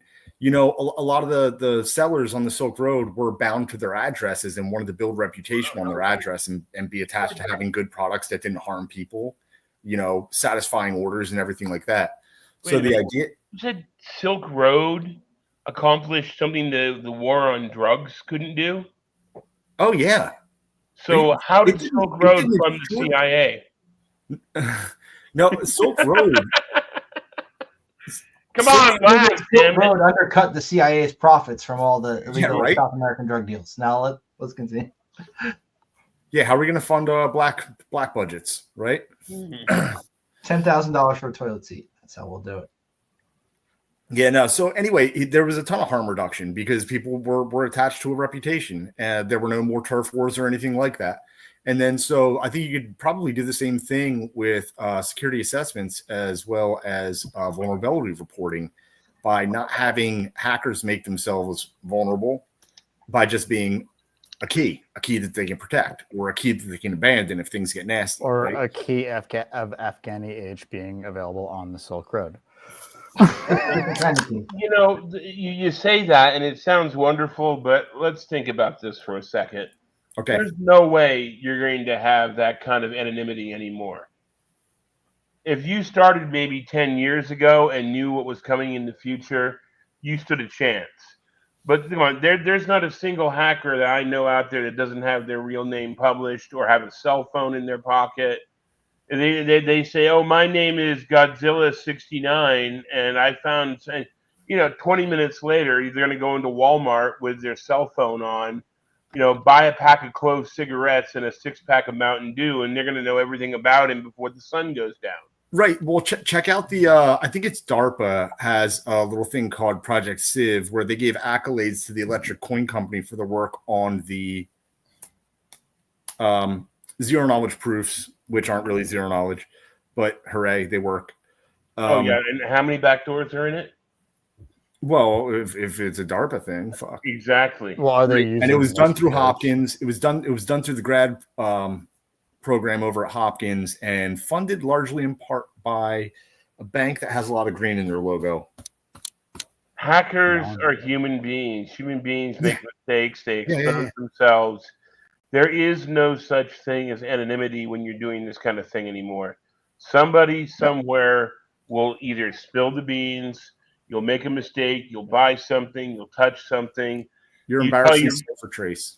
you tell your I- best buddy, hey, I found a vulnerability in X, and the next day the feds are in his house and his mother says, you tell him what you told me, or else you're not going to college and no TV and grilled cheese for a month. And no, it's you're not going to have that. You're just you can have it metaphorically, you can have it for a short time, but it's not scalable, and it's not over time, and it's not scalable over size.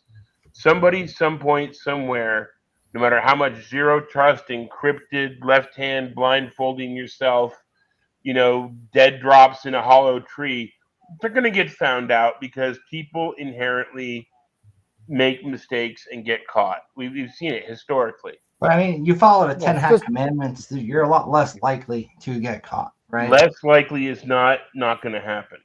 Well, it's just like cybersecurity. It's all about reducing your risk surface. You can't ever claim a company is going to be 100% secure Exactly. against That's what any I'm saying. cyber threat, but you can reduce your attack surface. I agree. But Which what is I'm why saying you is don't that store data. You don't. I think having Alki here for this would have been really good because she could probably give us analytics on Monero, like how many transactions they've had, how many rings they're running, all that fun stuff. unless you Because want to the- put a Nokia in your back pocket instead of a Samsung, okay, you're gonna be known. You're gonna be tagged, traced. Okay, it's just gonna happen. Yeah, there you go. I mean, it doesn't really matter at this point. You cannot live in modern society without some piece of trapping, unless Oh, you're there's a little one of rabbit I those. was just going to use to ask that question. But real Unless quick, you're I one of think those my Vietnam only real veterans problem. living illegally in the national forest, you're gonna get something. There were dudes that haven't seen people in 30 years that were getting found to give them the fucking COVID vaccine in 2021. like it's insane. Like literally, they're insane. They don't have a brain. But I guess, but if you want to reveal that something is like for a moral reason that something is clearly vulnerable, you have to drop the credit part. If you want credit, you're going to get found. That's just end of story. But I think yes, that might be awesome. And then you might be Marcus Hutchinson or whatever who gets like fucking 30 people that watch his fucking live streams, even though he literally saved the entire world from like a DNS exploit, like whatever, 4 or 5 years ago, whatever it is. And or 2017, it's maybe longer. I think in my brain, I might be wrong. But like that's just the nature of the beast. You know what I mean? Like, are you doing it for clout? Are you doing it for personal reasons, or are you doing it for fucking or like because it's like moral, like a moral imperative, and that is a whole different game. And Okay, I have you ever don't heard of really think Stanislav that you need Petrov? to equate the two. Say it again. Ever hear of Stanislav Petrov? Does he play chess? He sounds like he plays chess. No, he doesn't play chess. He's the reason why He we're fixed all this alive chess. today. That man is the reason why we're all alive today. Stanislav Petrov, Hold on one second. because Petrov Was that the guy who Defense is didn't also known launch as the the Russian nuke? defense. Oh no, yes. It was a solar flare. It was like the glare that like tinted the system and triggered all the nuclear launch warnings. And then he was like, "I'm not turning the key. Fuck off." If that's what you're talking about, then yes, I am familiar with that, but I did not know the name. So we're all alive because somebody disobeyed. I love it. Yeah. I mean, the reality is, and so the shit that just went down in fucking Ukraine and Russia. And okay, I know this is like maybe a little heady for like a counter surveillance podcast, but honestly, why not? The shit that's going down in Ukraine and Russia, like they're dangerously close to shit. As far as we know, as far as I understand, the Russians basically told all the U.S. guys, like, yeah, we're gonna launch some crazy shit in the next couple of days. No, it doesn't have a fucking warhead tip. Yes, it's essentially just going to be a kinetic impact. and you have 24 hours, and that's why the fucking embassies were closed last weekend in like Kiev and whatever, because they didn't know where they're going to hit, and then they did that the rods from God kind of shit, and like, dude, their hypersonic missiles are insane. I'm sure you saw the video of just just lights up the clouds, hits the ground, lights up the clouds, hits the ground, and we don't have any counter to that. No, You can't counter that. Like that's, I mean, this is, I mean, We had a drop. and they're talking about doing shit that's like Mach 9, which is like 27 kilometers a second or some insane number. Like, imagine 27 kilometers a second, just looking up at the sky. It's just like that's fucking crazy. Like when you really think about it. I mean, I don't know. You know how long a mile is. It's a lot of those. Modern really warfare fast. itself is pretty crazy. Well, and we haven't really seen what things like what is capable of things, and from it back to everything we've been discussing, like you don't connect things that can impact the physical world to the internet. Like things that you actually care about, like connecting your car to the internet is fucking insane to me. I remember like a dude who had a Jeep back in 07. I was a security researcher and had his brakes turned on remotely via like an OnStar exploit. Like it's like the amount of shit. no, that was more recent than that. That was around. There's a really old one.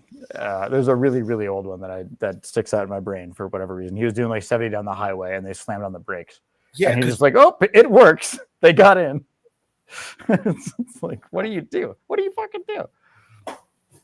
And we think that's okay. And at the same time, up until whatever 2010, was it when we found out that like since the 70s for 30 years, all of the codes for all of the nukes was 000000000.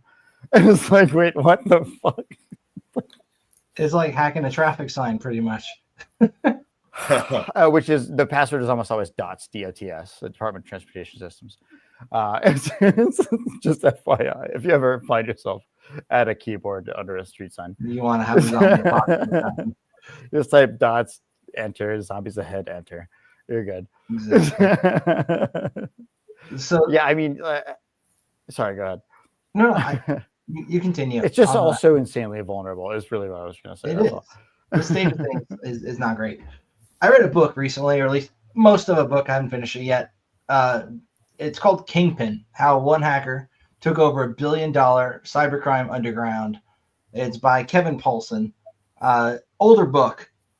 I found myself really identifying with the main character, Max Vision, in this, just based on the bipolar nature of the guy and the way he carried himself, and the fact that he would fall so deeply in love with a girl who he just met, kind of shit. Like that was me to a T back in the day before I got therapy. So like I'm reading this book on this guy. I'm like, You say it's a Kevin good thing Mitnick? I didn't end up like this guy.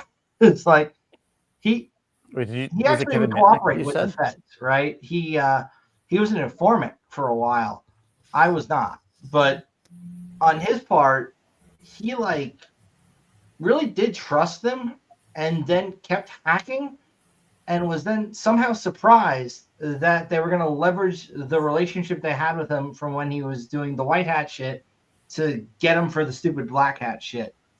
And like some of the things he did were not bad. Like identifying there's a vulnerability right out on the internet, it's wormable. I'm going to go take over those systems first, and I'm going to close the loophole, right? Not a bad idea. Now, the fact that he also backdoored them so he could use them as his own personal botnet, not the greatest idea. But the overall character development was very well done in that book by Kevin Poulsen. And I just wanted to note on it, like, I've read a lot of books about hacking. A lot of the times they really get the motivation and drive of the hacker really wrong.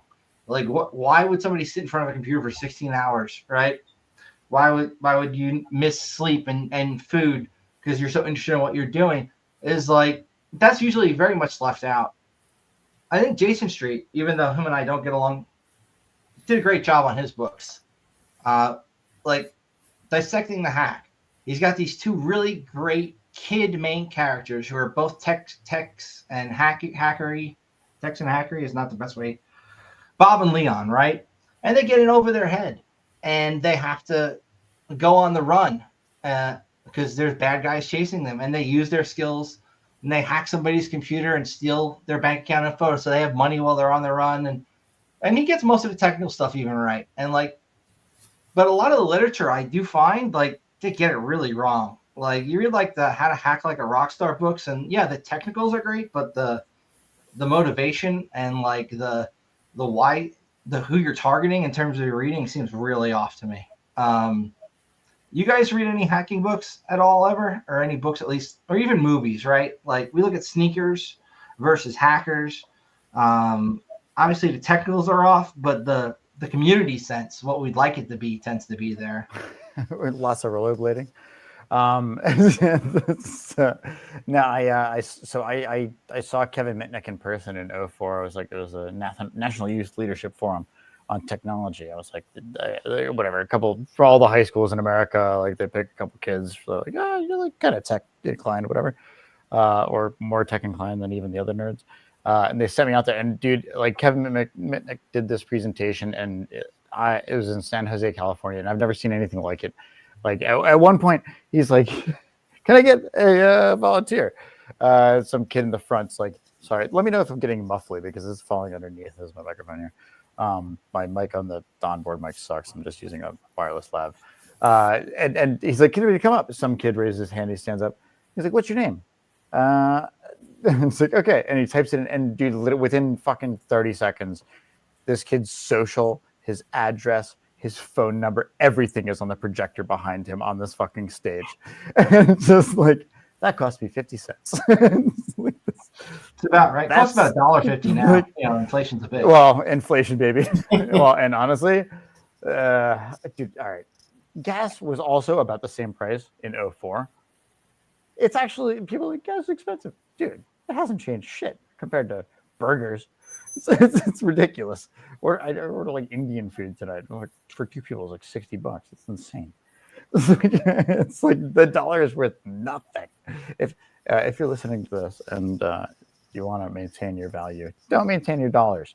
Hit the present button and present another screen there. You have that right already. Oh no, I meant like more like I guess it's more admin access where it's like I could just like click you full screen one. There's no admin access. It's well, you can just share if I just I mean you can hit present and whatever. Pop the screen up and but that screen would just be you full screen.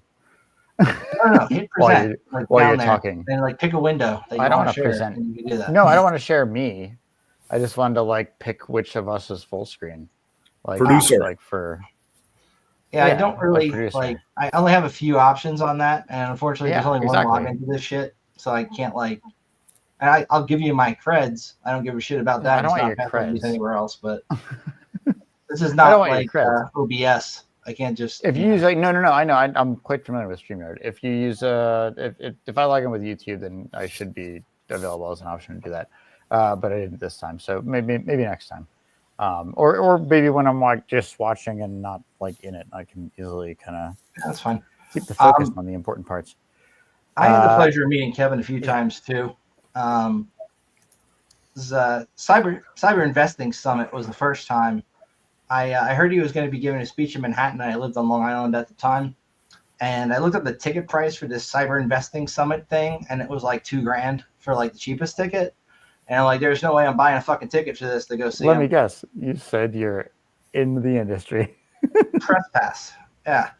You know what press I used? That's a good second. I was a journalist writing an article for, of all things, 2600 magazine, which is the dumbest one I could have picked because nobody writes articles for them as like a journalist. It's literally a user submission kind of thing, right? But it worked. Like I got in touch with the lady who was running the event. I emailed her, told her I wanted to write a piece on Kevin and also feature your event and talk about, his contribution to it. And she let me in. And I got in with a press pass and met Kevin's agent, who was very eager to give me his business card. Then I later used that business card to social engineer my way into Black Hat. But the coolest Kevin part about the guy who coined the term social engineering, right? But he was kind enough to not call me out on my shit and just go along with it. And he even at one point during I'm recording myself with my phone talking to Kevin here, like I'm gonna use this for an interview later, and I'm holding it up and I said something and I fucked up my first question because I was so nervous. I'm like, I heard the Proxmark 3 master keys leaked. I meant to say the iClass hid master keys leaked, but he kind of caught on real quick that I wasn't a journalist. Just rolled with it anyway and was super nice, answered all my questions. And then at one point he even goes, hackers like us. And I'm like, holy shit, Kevin Mitnick just said hackers like us. I'm in. This is gentlemen. It's like I got that external validation I wanted. Congrats. Really cool, man. Well, and you know what? There's actually an important lesson to be learned there. It's like being recognized is good, which is back to your point about getting credit for a good hack. And if you're just doing it into a vacuum, yeah, you can just post on Twitter. That's fine. Twitter is literally just text messages to no one in particular. That's basically all it is. And we pretend it's right, exactly. And if you're lucky, somebody else shouts back, and it's which is actually the brilliance of Death Stranding. If you play that, but that's besides the point. But it's a separate conversation altogether. Yeah, there's something to that, and there's something to just being seen, right? You're doing all this work, and you're not doing it to be seen, but when you are, it does really feel pretty good, and it kind of makes you want to keep doing it, even to your own detriment, which is a whole nother conversation. Nathan, may I ask where you are, what your, I don't know, background? I'm sure you already went over this, but just very, very briefly, just for my own sake. I don't believe we met. I am a long time. I discovered libertarianism back in 2002, 2003. I was living down in Central America. I had a clothing company. So 6 months before anarchism. Okay, go ahead. Exactly. About that. While down there, it's pretty cool. My villain origin story. While I was down there, I discovered Larkin's work, and then I ended up getting shafted out of the company. I got scammed by a group of people inside of the company. I lost about $1 million company. Within 2 years, we became the second biggest clothing manufacturer, second biggest brand in the country. Uniqlo. So anyway, came back to the U.S. and I didn't really have any direction or anything, and I was really, really angry about what happened to me in Costa Rica. And I may have been using stuff similar to the Silk Road and living in Denver. And I don't want to talk about this. All right, that's fine. I'm in family court. I can't talk about this stuff. No, totally fine. I appreciate that. Who you are, Nathan? Who are you? What do you believe in? I'm right here in the greater Philly area. Okay, that makes three of us. You ever find it weird when you ask somebody about themselves? It always tends to go to what I do for a living and all that kind of shit. It's a very American thing. I ask, who are you? Tell me about yourself. Oh, I'm a teacher. I'm a this. It's never oh, I'm really passionate about building electronics or the things that people actually give a shit about. It's always yeah, my job's, I'm a financial accountant and I worked for 15 years. Who cares? Nobody gives a fuck. Tell me who you are. What do you believe in? What do you like? I believe freedom. If you want to, but I believe that freedom for the irrational and freedom for entropy is the only freedom. Somebody with the handle Havoc, I'm a big fan of entropy. Yeah, if you can't do things that others don't see as irrational, then it's not freedom. That's generally where I'm at. I agree. I mean, yeah, and not to say that I'm very eager to restrict our rights. It seems nowadays, and I'm the argument that calculating if most of what never right I in the think first of. place. It was a temporary privilege. Yeah. Right. So, and I'm trying to take baby steps in that direction with this group. So I'm going to be whittling it down. And that's why I talk about amendments and silly other things that get written down on pieces of paper that have zero consequence. So it's more or less going, well, if you guys have this incredible skill set, right, then what you need to do is just give up the belief in this one last God. Because everybody can be agnostic, everybody can be atheist, or everybody can say that they're just spiritual and they don't really subscribe to a God. But there's one last God that you all love with all your hearts and will obey till the end of time, and that's government. for no reason. There's no such thing.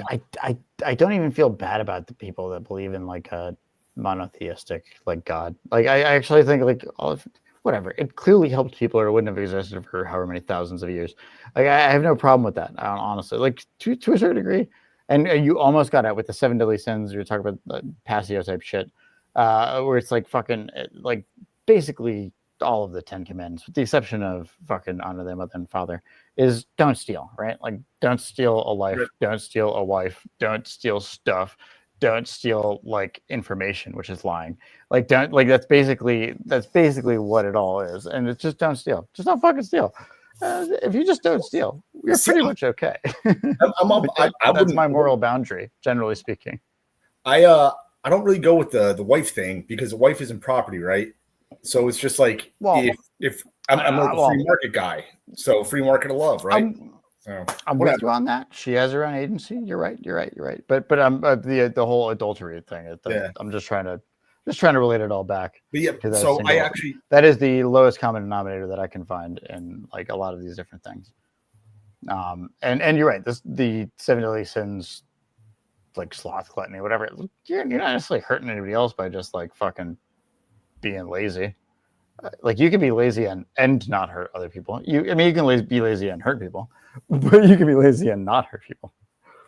Like, if you're lazy enough to not vote, that's way better than somebody who has like that go get them energy to get out there and screw us all over more by voting. I wouldn't even call that lazy. It's just like fucking. We could just play the George Carlin bit. I do like the George Carlin bit. Also, big fan of Passio's. I know you do some work for him, but I do like the way, like the guy's. I don't do anything other than that's my only criticism. It takes me 8 hours to give a talk on natural law sometimes, and he does get a bit more angry than I would like to see sometimes, but he does have to deal with a lot of idiots. You have no idea how much I'm trying to tone him down so I'm his live producer. So like trying to tone him down in studio is a fucking nightmare. I'm behind the camera, like, chill, bring it back. Let's change to the next thing. Like it's a fucking dude. It's basically, I'm getting yelled at for 3 hours and he's on the other side of the camera. But when like even earlier with Delchai, who I love, right? It's like, I've had this argument over 1,000 times with over 1,000 different other people. So like, I know where it's going. I know exactly where it's going. And it's a very simple argument. It's not like it's technical. It's not like you have to be smart. You just have to get it, and then you just deliver that shit all over, right? So it's just I saw behind the curtain. Well, and that's the other end of it, right? Like imagine fucking working for 15 years and trying to tell people, hey, this thing is really fucking bad. And then everybody folds like a piece of paper when COVID hits and shit like that. And it's like, I think there's a chunk of that where it's very disheartening. I'll be honest. Like I fly a lot. And in the airport, there's a little sign that says you can opt out of the facial recognition thing, right? And so when I'm in line at the airport, I tell all the people around me, you're going to be that guy. I go, hey, you can opt out of this, and I opt out of it because if I don't do that now, then my daughter won't have the option in the future, right? And then I go up, and as an example, being in front of them in line, I'm like, I'm going to opt out. And it's like a nice exchange, and they go, okay, give me a second to turn this off, put your license in there, right? And that's the whole exchange. And the people behind me will just be like, face right into the camera. And it's just like, God, say no. Well, no, I don't know if you've traveled like out of the USA, but like I've been to many different countries, and coming back home, like where I'm a citizen, is the fucking worst of all of the countries. It's insane. Like, and really quickly, you're if it's not gay, it's not TSA. There's a lot of truth to that, right? Like that's how like they do. Like, oh, I want to like touch this person, so you just it's a dude, and so you hit female on the button, and then there's a random bulge there that shouldn't be there. I guess I have to check it. Or it's a chick, but I want to touch her, and so I hit it's a dude. Oh, there's a random bulge there, so I have to check it. Like that's it's like fucking weird, and I don't like it. Like I think that's not okay. Well, again, going back to the people that want to stuff like constitutions and declarations of independence and all that other silly stuff, it's just like, I mean, you have no freedom of speech, you have no Second Amendment, there's no Fourth. The third is pretty well held up. We don't have the military sleeping in our house. But I mean, being in the greater Philadelphia. Well, that's fourth. No, that's third. Third is military not sleeping in your house. Fourth is search and seizure. I thought fourth was quartering soldiers, which is actually what leads to the rest of it. No, that's number 3. 1, speech. 2, arms. 3, they can't sleep in your house. 4, search and seizure. The Fourth Amendment is like right. Okay, but that's also soldiers in your house, kinda. Yeah, but so anyway, if you go over to Valley Forge, where the covered bridge is, right over near there, there's a big white barn building, and in front of it, there's a huge thing that explains that it wasn't just the British that were sleeping in people's houses; it was the local people that didn't want the soldiers from Valley Forge, because there's a bar called the Black Powder Tavern down on 252, where they forced the owner to store all of their munitions. And he was like, I don't want to. And they're like, yep, you're part of the revolution now. It's kind of a step away from Criminante. Well, and to get back to the hacking aspect of that, it actually is relevant in the sense of, I believe the term is trespass to chattels, like CHATTELS. And that's essentially like, if like the government can't get into your hard drive, if they do, like, that's not okay.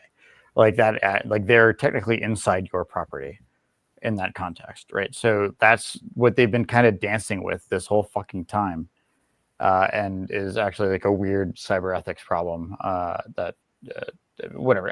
Fucking people, they've got ways without even getting a warrant, though, man. Well, people don't even realize like what the fucking prism is and shit like that, and it's like, okay, it splits light. Yes, they take the fiber optic cables if it leaves the country. Just take a copy. They throw it in the long haul program. They'll fucking crack it 7 years later, whatever encryption you got, probably. Like, it's so stupid. Nobody has any fucking clue. And so I just advocate for most people like that are not in our world, just try to pay attention to what databases you're contributing to. Like, just try. Like, even a little bit of trying will generally. Speaking of interesting databases, you should maybe check out this talk that this guy named Chris Rock, not the comedian, gave at DEF CON a couple of years back, called I Will Kill You. It's a good talk, and highly recommend. Right on. Have you seen To Protect and Infect Part 2? Sounds familiar. From CCC 2013. Like, well, it was presented by Applebaum while him and Greenwald were getting stood out of the country, but like nobody knew that was what was happening at the time. It's one of the best. Dude, it's just like no foreign slide after like no foreign slide. It's insane. And then by the end it gets to CWGs and interdiction. And I don't know if you know about continuous wave generators, but it's insane.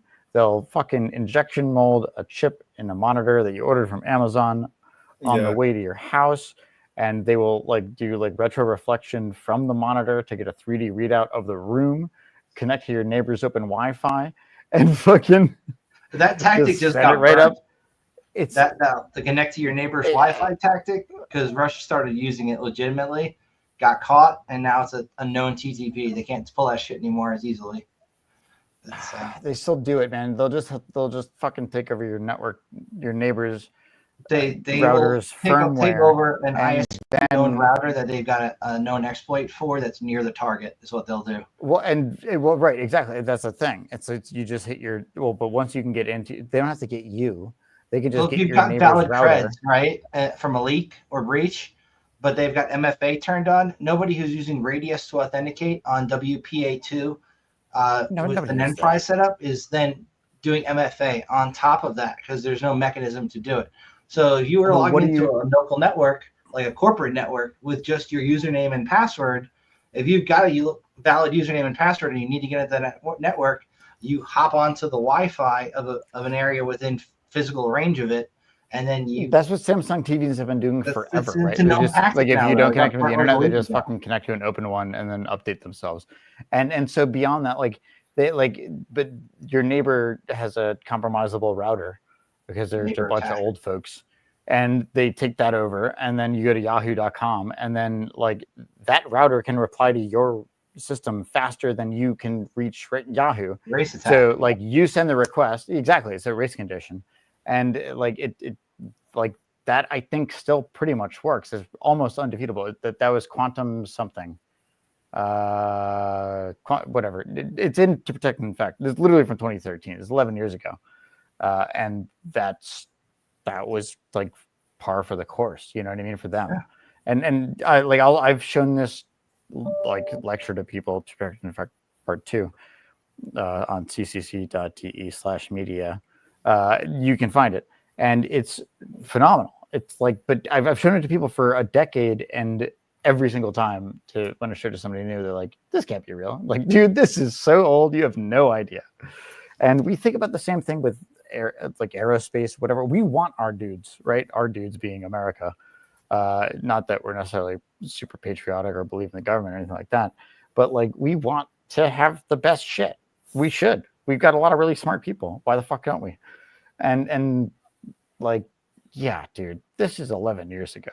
Like, it's really fucking scary what is possible now. But just back to prison real quick. Yes, they're splitting the fiber optic cables every time they cross the international boundaries and Five Eyes. So it's not legal for the U.S. to spy on U.S. citizens. It's not legal for the U.K. to spy on U.K. citizens, Australia, but New it's Zealand, okay Canada. for us to ask the U.K. what they have on our Bingo, correct. They can exchange data and spy on each other. Exactly. And run. That is how it's it well all known. Yes. We all know about that shit. Well, for the royal we, I would say they probably don't. There are reasons I can't get a security clearance, and that's not one of them. But yeah. The tactic that the big boys use, right? We're seeing a lot more of not big boys using those same tactics. They're becoming known. It's like the tools, tactics, and procedures, formerly only accessible to nation-state actors, you know what I mean, are now available to the general public with a little bit of cash. From the ONG cable, which is literally recreating something that's in the ANT catalog to embed Wi-Fi in a small Linux computer into a freaking USB cable. Give me something good to do with my Raspberry Pi. There's like, you got $200. That's within your range too now. So it's there's some interesting research I'm going to do into Android Auto, because I noticed on a new car I hadn't connected to before, it was able to pull my contacts without me clicking yes on anything. It's a whole shit. Hold on, this is not translating. Was that a Raspberry Pi? Yeah, it's a Pi 4. You like the guys? Yeah, it's just like a Pi 4 fucking kit with like it's got a whole bunch of shit. Let's see, it's got all this, whatever this says. Yep. It's like 4 gig. It's pretty much a jumper cables. Yeah, it's pretty solid, I think. Raspberry Pi is a good platform. There are better ARM-based platforms out there than Raspberry Pi, but the thing you get with that is the community support. If it actually is 4K at 60 FPS, I'll be blown away. I was really just trying to. It was like a gift for my girlfriend last year as like just like a home media setup. That was kind of what I was thinking. But yeah, I don't know. I haven't played with it. If you have a good thing, I was just gonna do like a Steam OS or like a Moonlight, like a Sunshine type setup. But yeah, all of the above. Tons of cool Pi projects out there, man. My senior project for college I did on a Raspberry Pi. It called it Hospital Watchdog, and I attached an RTL SDR to a Raspberry Pi and recorded the POXEG messages from the local hospital, then tossed them into Please explain RTL SDR.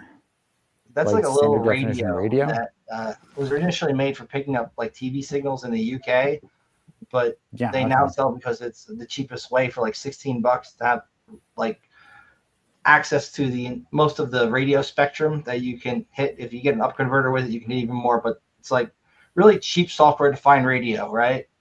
And I learned how to use that with my Raspberry Pi in a program called Multimon NG that would decode these pager messages being sent out over the air on this old protocol called POXEG, the Post Office Protocol, and Flex being another one. And all the pages that were going out to the people at the local hospital were getting recorded into a text file. And I then put that into essentially a SIM that searched for like social security numbers, things that matched Medicaid ID numbers, and just keywords that of things that are like obvious. This is data that shouldn't be going out over the wire. Man, it was a cool project. I did that on a Raspberry Pi that was just listening with an RTL SDR. And I just literally plugged that shit into a 5-volt power adapter and left it in the attic to to run up and fill up with messages. Sky King, do not answer. No, not the Sky King. Now I'm sad. The guy was great. Shame. I just sent you a meme if you want to bring it up, but yeah, it's exactly on that realm. Anyway, sorry, Nathan, do you have any context or thoughts on any of this stuff? Also, I if I could reach my fucking comb, I would, just to comb my beard like you did. I was my beard just got long enough like 3 days ago. I've never used a small comb, but it actually makes sense for a beard. I've never had a beard long enough to comb until now. Yeah, it gets good around April. My issue when I have a beard is I can't stop touching it, and I'm always just touching my beard, playing with it. Yeah, hard to not do. Shameless self plug. Over the weekend, I got notification that my submission of a talk to Wild West Hacking Fest Mile High got approved. So I'm going to be giving a talk nice. at Wild West Hacking Fest on social engineering your way into security conferences. That's actually a pretty awesome talk. That's a great title. I like that. Yeah, I was joking around with Sledge about submitting it as a talk. He's like, do it, see if they accept it. And I did, and they did. So that'll be fun. But definitely got enough stories to make it an interesting time. Hell yeah. Yeah, so the catalog that Applebaum did back in the 2013, was it? Ant catalog. Yeah. Yeah, so has anybody leaked anything off of that since then? There's another copy. I kind of doubt it, but he was also a core developer. You're not going to be able to find it very easily. One at a time. Also, sorry, continue. Sorry, Afix, go ahead. I was going to say he was also a Tor developer, which is part of the Office of Naval Research that did it. So he might be a Fed boy. Well, that's fair if people think that. I don't have any good evidence to suggest otherwise. That's all. There was a guy on Facebook a long time ago. I was talking years back when I was very into like the 2600 Facebook group, who friended a bunch of people, and they used the name Jacob Applebaum with one of the pictures of him that was not like a public picture that you like reverse image search. It didn't come up anywhere else, but it was definitely the same dude. So I accepted that friend request, and then that person went and ran everybody's info through a fucking like API tool that attaches to a cookie from your Facebook login and scrapes a bunch of data about everybody's profile. And then he just dumped like all our info onto like a doxbin type site for no fucking reason, and then disappeared. So I doubt it was really the real Jacob Applebaum, but it pissed me off and soured me to Jacob Applebaum. Well, to loop it all back to Assange, if you haven't seen, so Assange did have a show on RT. I don't know if you guys are familiar with that. And the first episode was with the fucking leader of Hezbollah, which, died like whatever, 6 months ago with a strike from Israel. But like, it's phenomenal. And the second, I don't know if it's the second episode, it was pretty deep, pretty early into it. There's maybe only 7 or 12 episodes, something like that. And 2 of them were cypherpunks, like part 1 and part 2. And Applebaum was one of them. He had this French hacker. He had another clear fucking autist American hacker, and a bunch of other dudes, like maybe 5 total. And they're in his house that was like being watched by the UK because he was in lockdown, if you will. Like he was in his own version of lockdown. Well before Hillary said that, why don't we drone strike him?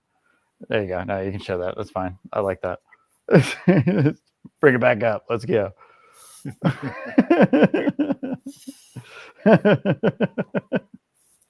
We all wish we had that lady. Anyway. And like they dig into so much stuff. Honestly, you could do a watch party here. I don't think he would care. And I don't think Putin would care. So RT, he was paying for it.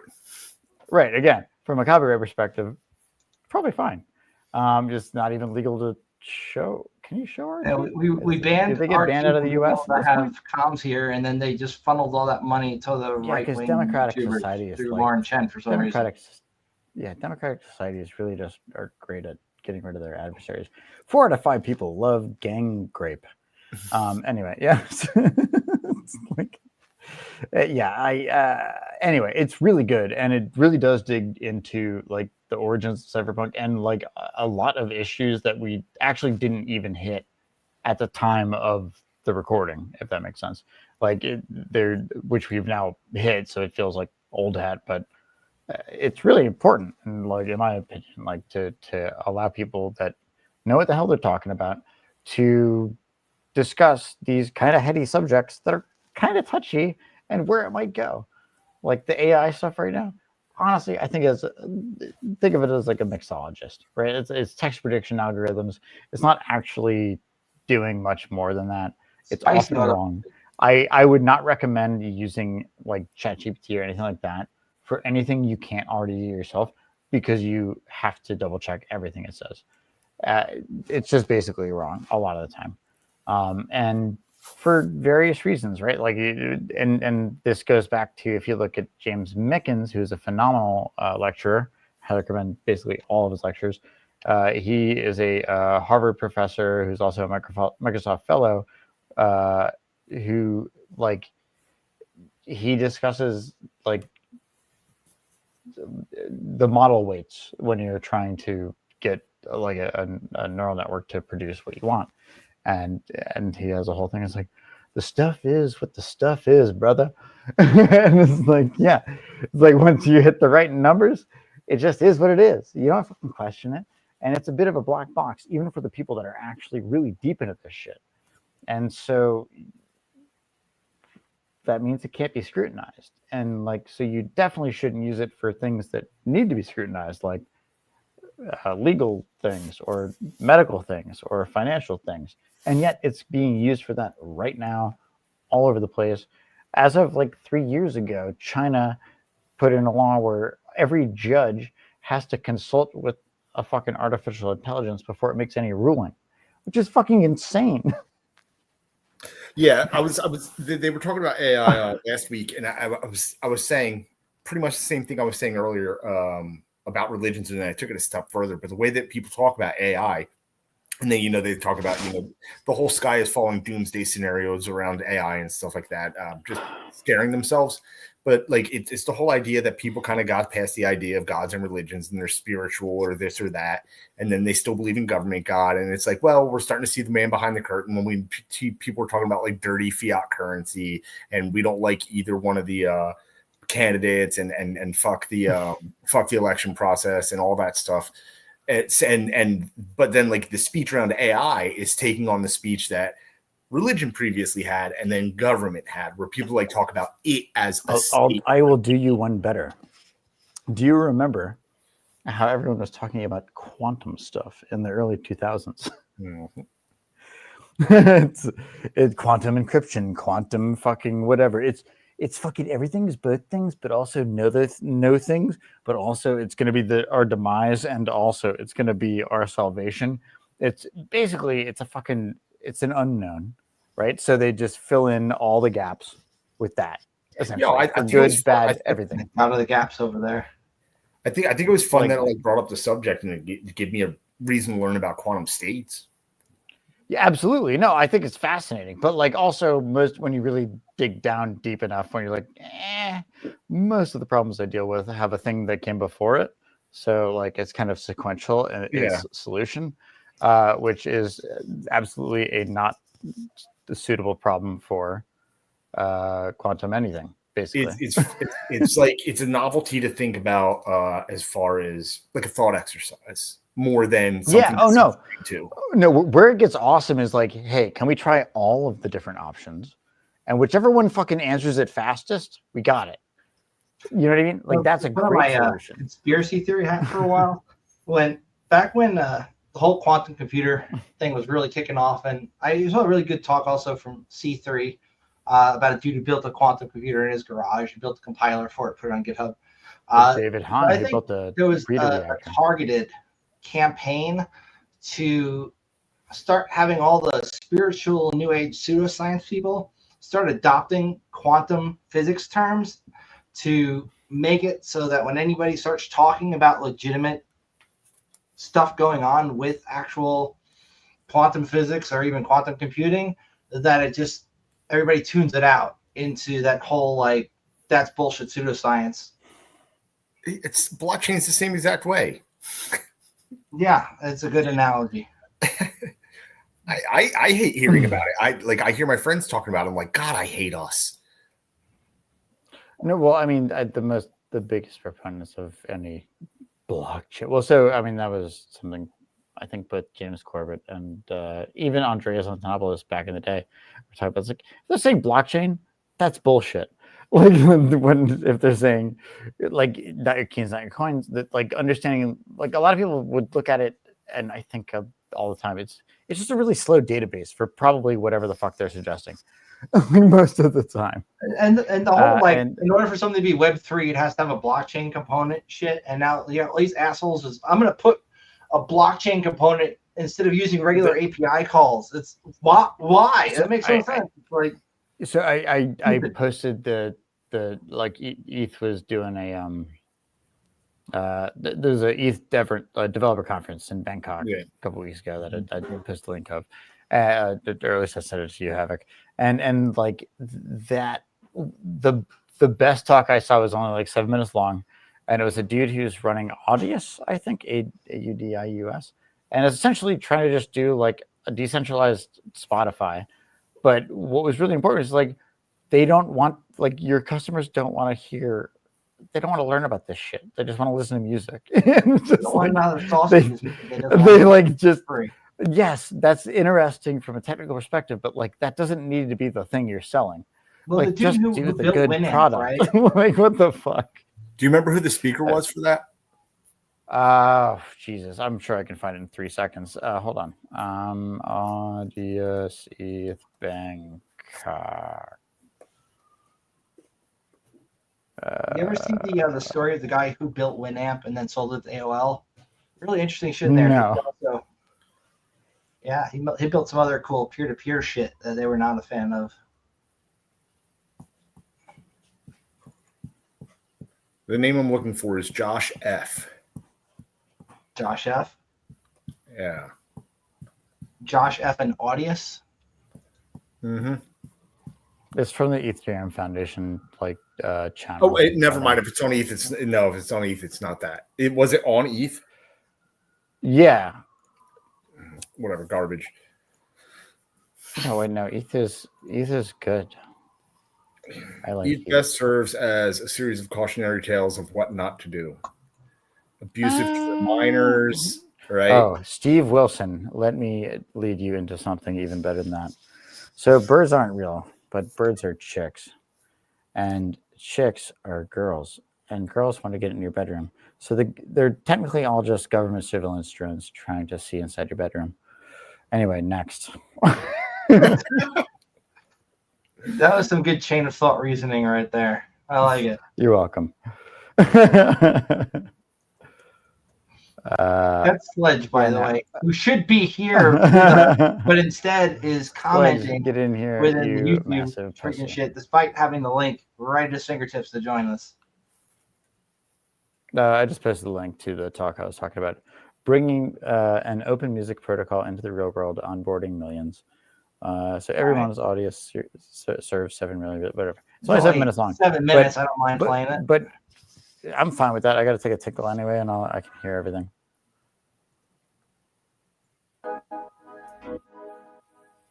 He asked me for a fun fact. I really do like mango sticky rice. It's awesome.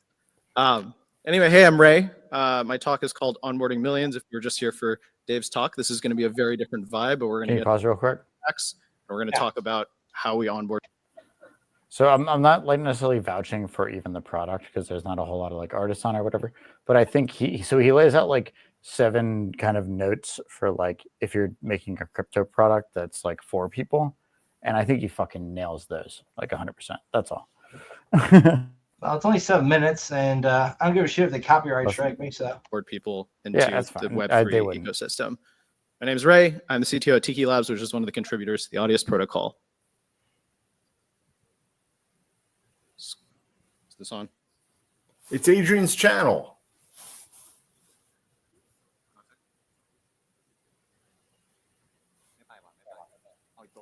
see, if Adrian had been recording this, they'd have good audio. Different slide. Oh, we went too far. Okay. All right. I would assume that most people here have seen these words written before. I certainly have. The internet certainly has. And I think, candidly, the jury is a little bit out still on like what actually is the killer use case for crypto. And this is my personal favorite. I'll leave it on this slide for a second if you want to read it. The use case for crypto is to do more crypto. So I think that crypto can probably be all of these things, but we really need to focus on consumer, and we need to do it in a way that we really haven't been so far. So my presentation today, I want to talk to you in a few minutes about some of the pretty hot takes I have about the ecosystem and things that everyone who's in the consumer space really should be thinking about. Before I get into that, a little bit of background on what Audius is, just so you know that you can take my words to have some amount of weight. Audius is a decentralized music streaming service that's governed and operated by its community, a Web3 music platform. Why are we doing this? We want to help artists and rights holders of music control their destiny online. And how do we do this? We're providing direct access between artists, labels, and their fans with really deep engagement tools and monetization tools to make it happen. At a quick glance, these are some of the stats. I'm really excited every time I show this slide because a lot of these numbers are really big. And I think there's some weight to some of the things that I'm going to share about how we've gotten to this point. So hot take number one, I'm not going to spend a ton of time here. Let's call them apps. The term DApp is meaningless out there. Most people in the world are still using phones and browsers. I assume most people here are doing that. Until we have some radical new hardware, we should not be using terms that alienate Web 2 users. Let's call them apps. Number two, emails are amazing. And I think we should try really hard to not reinvent things that we don't have to reinvent. We have so many hard problems to solve as this industry, but I think decentralized identity is not actually one of them that we need to spend that much more time on. This is our biggest competitor. Probably have seen this logo before. This is their sign-up form. It has one input field. Pretty much universally across the world, anyone who's using a computer knows what to do here. This is what we seem to have adopted. And if I'm a Web 2 user and I look at this, I have no idea what I'm looking at. I don't know what any of these words mean. I don't know what any of these logos are. And this is almost dead in the water from day one. What I'm proposing in this hot take is that emails are decentralized identity with billions of users and can be used to make really great Web3 native onboarding. And there are a lot of products out there that do this really well. We have our own home-rolled one. There are many people at this conference who are building things like this. So you can make something like this. And we've spent a lot of time trying to make our onboarding process as familiar as possible. Number three, sometimes fiat is okay. We should settle in crypto. We should let. And I am He's nailing it, isn't he? pausing here because Sledge was kind enough to point out that if you are playing somebody else's video but offer a little bit of audio commentary, it's not really just a automatic copyright strike. It's transformative use. Okay, So if you get here's my copyright struck commentary. in the So far, Ethereum this guy's on the Foundation, money. that's a badge I of like honor. what he's saying. Yeah, well, so if you don't mind, go back like so we're at 351. We'll go back to I'll mark it in my brand. What do you want me to go to? So go back to point 2, maybe. Yeah. So point 1. So yeah. So just call them apps. Like, what are we doing? Like, why is everybody trying to like pretend it's decentralized apps? It's just a fucking app. Just make it an app. Like, don't alienate. It's like there is that subtle that part at the very end of alienating 351 is where we are. Yeah, that's part right here. I mean, Yeah. The moment, and he's totally right here. Like, if your sign up looks like this, sign in with any of these weird proprietary things you've never heard of. Nobody fucking knows what the hell this shit is, and they're not going to use your website. And so there's that weird kind of blend between. First, like, it's actually the exact same problem. Fucking point 5 of things that I wanted to bring up when I heard you guys talking before I even jumped down is like, why are the defaults suck in so many softwares? Like Andrew Tate's thing. It's because you want to make onboarding easy, but if you do that, it leaves it open. So, like, honestly, that's just a bad default, like, in my opinion. So anyway, we're at 351. If you want to go back like 5 seconds just to Yeah, whatever. Cool. So we should let people custody their funds. We should provide sometimes fiat UX, show balances in fiat where we can. We are in a transitionary period as an industry, and we should meet users where they're at. So here's a quick case study from Audius. This is an artist named Kato. Kato on the track is what he goes by. He ran this remix competition on Audius where he listed things. You can see here it's in dollars and cents, $49.99. He made $30,000 in revenue in 2 weeks, and not a single person who purchased this track was Web3 native.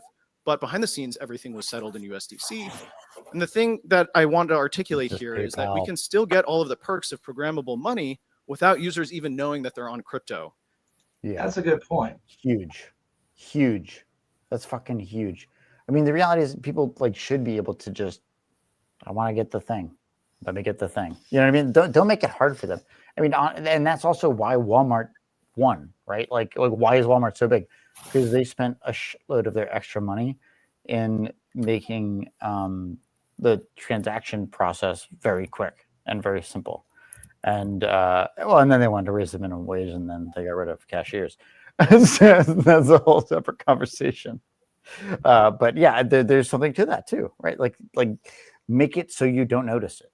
That's very important. That's very that is valid too. I mean, your end user doesn't give a shit if it's a layer 1, layer 2 app chain Kafka.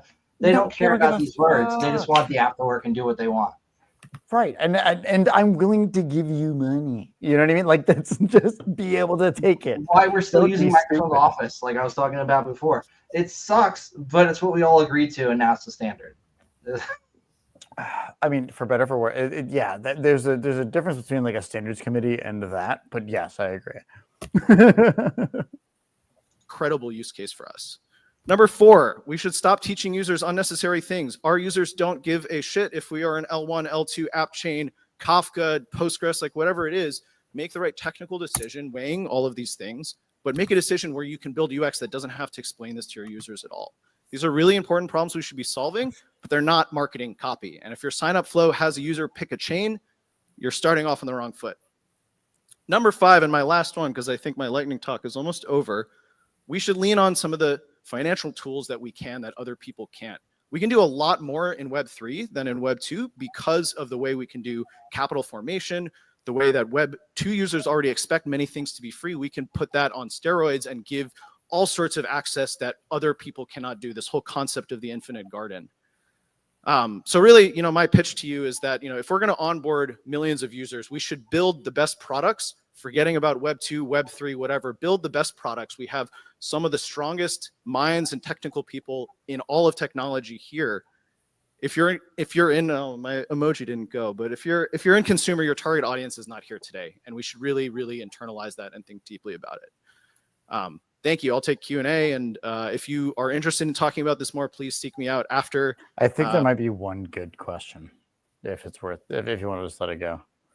We have space for one question. Who's going to be the lucky one? There. Perfect timing. Hi, my name's Nefertiti. I was signed to Universal for like too long. And I'm wondering, what's your motivation if you're not like rooted in music to create this type of platform for musicians? Rooted in music is my personal background, or yeah, just in general. Why do people like you make these types of, I want to go against Spotify?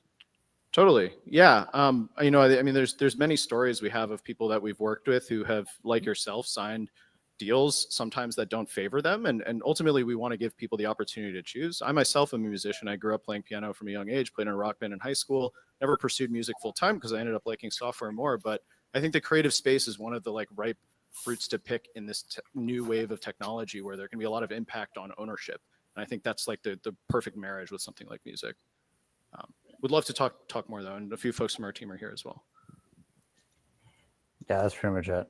But yeah, I think he fucking nails like the biggest hurdles to a lot of like in 3 seconds, essentially. I mean, he hits a lot of the points. I specifically, I'm really favorable about that point about not overcomplicating the sign-up process for a user. I mean, I've used the apps. I like playing around with different stuff, But I can't go to one of my friends and be like, "Hey, check out this D app," because they don't know what the hell I'm talking about. And the they have to burden be of lit. getting You them have to be onboarded lit. to the You point get where on they a can call. use it is astronomical for a non-technical user.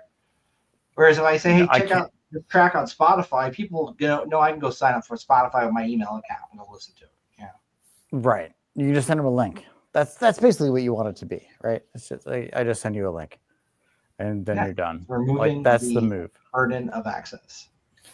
Right. I sent you a link. I could talk to you in great detail about this, but it's somebody else's project. That's what I sent you the link to. But if you want to get involved, your link, where the heck did you send it? No, I just sent it to Afix private message signal. Well, how am I supposed to see that?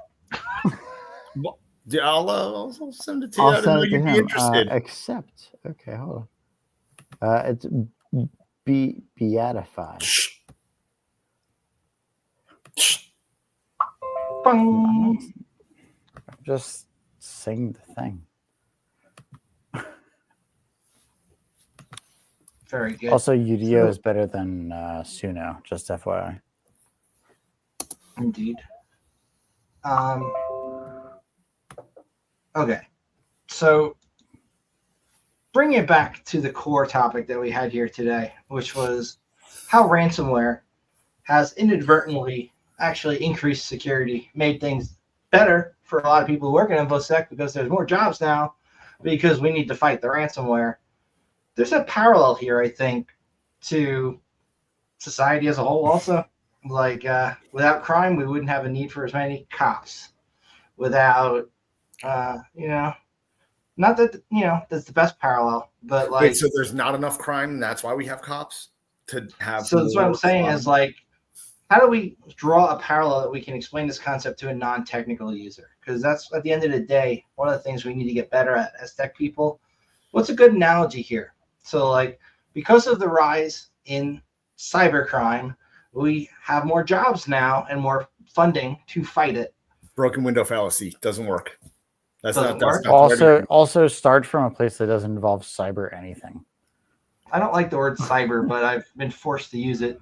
I'm going to blame William Gibson. Oh no, I just mean that if you want to make an analogy for not technical people. Right. So let's relate it to like a kitchen or like something in your house. Right. Right. We have a new tool. All right. So because of all the chopped meat recalls, we have more FDA. No, I don't know, man. What's a good analogy? No. So what it is a way to hold the FDA accountable. We have a cool new tool to hold the FDA accountable for when there's listeria outbreaks because of their shortcomings or because of their nefarious will to give people listeria. Yeah. So I'm missing the core of this. So continue. Well, my goal in this entire thing was to say that the benefit of ransomware is to hold accountable the unaccountable. The benefit of ransomware is that if you do believe in governments and you want to function within one, they're so slow and lethargic to change and they don't do what the will of the people is. Use ransomware. That'll motivate them. It's the language they speak. Taking money. You take money, you hurt them financially, that they understand. It's like you're not going to reason with a bear. Like if you meet up with a bear on a trail, are you going to try to be like, hey, you don't want to eat me? I'm not in the best shape. I eat garbage. I'm not going to be tasty. I'm not good for you. No. If I accept that premise, I'm going to have to wear a black hat. And I like my hat to be decidedly gray. Yeah, I feel like there's probably a better way to get at what you're getting at. Like I personally don't want. I'm not going to fight it head on. Like I said earlier, like I think it's. I'm not going to hit it. I would never incite anything. That's not what I do. I don't think basically anybody has the resources to do that. I don't think so either. Hey, how was your nap, Sleeping Beauty? Yo, high five, bro. So much needed. Oh. Yeah. Now make the tips touch. So Sledge. Oh man, we're freaking. The premise of this whole episode that we've been ranting about for almost 3 hours at this point was supposed to be how ransomware has had some upsides in that we now have more money for security budgets as a result of needing to fight the ransomware. And Nathan took it to a fun place. Nathan took it to a fun place. My camera's all I'll talk to you down here. All right. All right. Anyway, this is not the Brady Bunch, where essentially Not he's bad, saying that it could be a tool for change, if I'm steelmanning you correctly, where it's the language that the government understands is taking their money. So what do you feel about that as a decidedly white hacker, I would argue, for the most part? So the It was fear pretty black to mongering me. from the black hat kind of guys is useful for scaring people into actually taking care of their shit.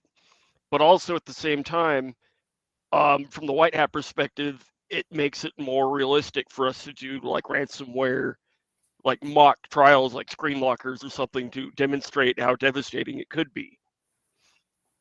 Because we're not going to actually go in and lock people's data up. But Unless dude, it's in clickjacking, like people have no idea. That'd be a fun exercise. See if you can get that into scope, Sledge. I've seen it. So, Or like at the change end of the day- background and just be like, hey, it's Sprint. Whoa, did you shift like your left to switch to your right there, Sledge? Anyhow, Nathan left, or he's over there in the corner doing something. He's waving. Waving. Hi, Nathan. I like your apartment. I think I've got enough OSINT now that I could probably find it. Let's do it live. Yeah, there's a reason the window behind me is not open, but I do have a gritty. Dude, I saw some wicked shit with this dude who likes doing those OSINT challenges on YouTube. Somebody literally sent him a picture of them at a restaurant, and the only thing in the frame of the picture was like a wine glass and like the thing that's on the table. And the dude was able to expand the picture because it was cropped, but cropped in a way where the original data is kept in there. And he got like 3 letters on the menu and was able to track down where the fuck the guy was. And I was blown away.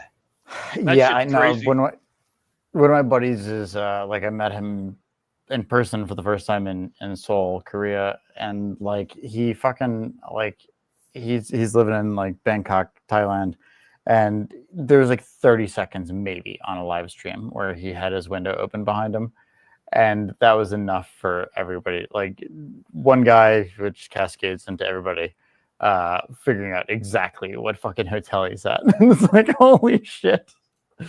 It's like, yeah, I mean, there's some don't really open talented windows. OSINT people out there. Like I consider myself pretty good, but then I see these I call it autists who are weaponized able to do autism. that, and I'm like blown away.